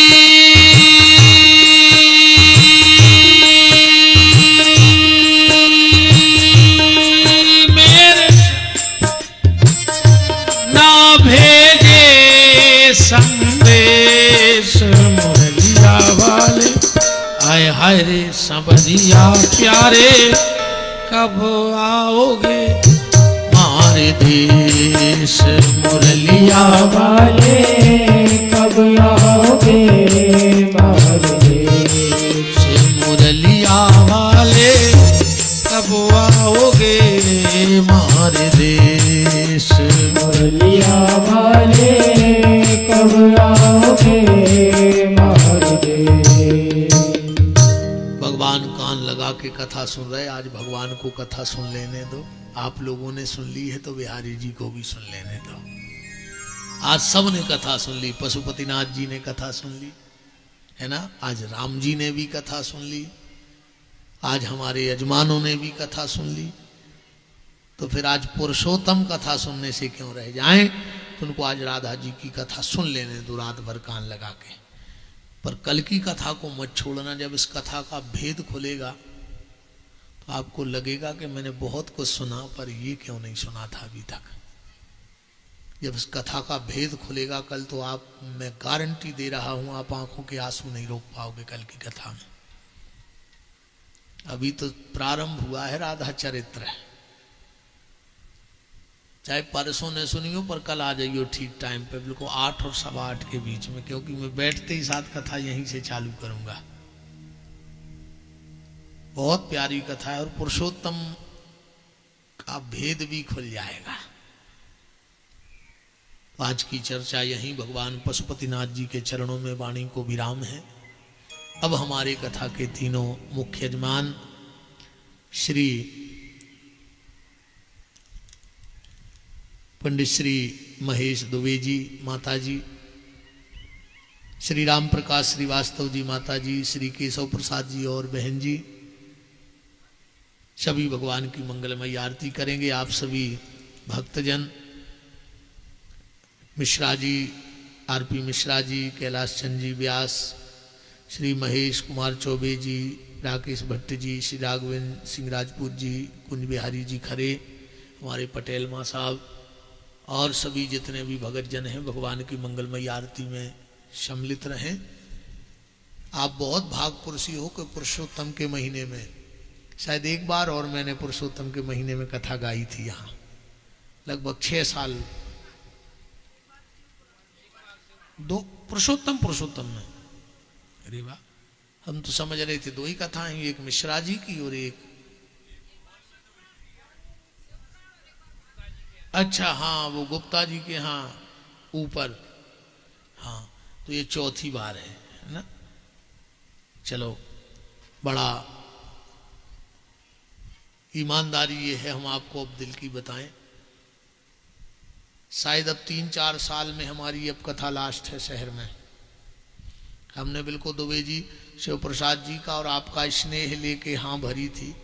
हमने सोच लिया था कि हम अभी 2-4 साल कथा गाएंगे नहीं अब शहर में, और अभी भी 3 साल की डेट लगी है, ठाकुर जी हैं 28 तक हमको टाइम नहीं है, तो सागर की कोई डेट ही नहीं है अब 3 साल,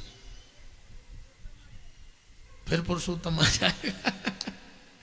तो पर भगवान पशुपतिनाथ जी के सामने कह रहा हूं, मुझे यहाँ के जो ठाकुर जी हैं उनसे एक लगाव है शुरू से, जो ब्राजे हैं सरकार राधा कृष्ण जी का। आप पता, हम जब पहली बार आए थे तो क्या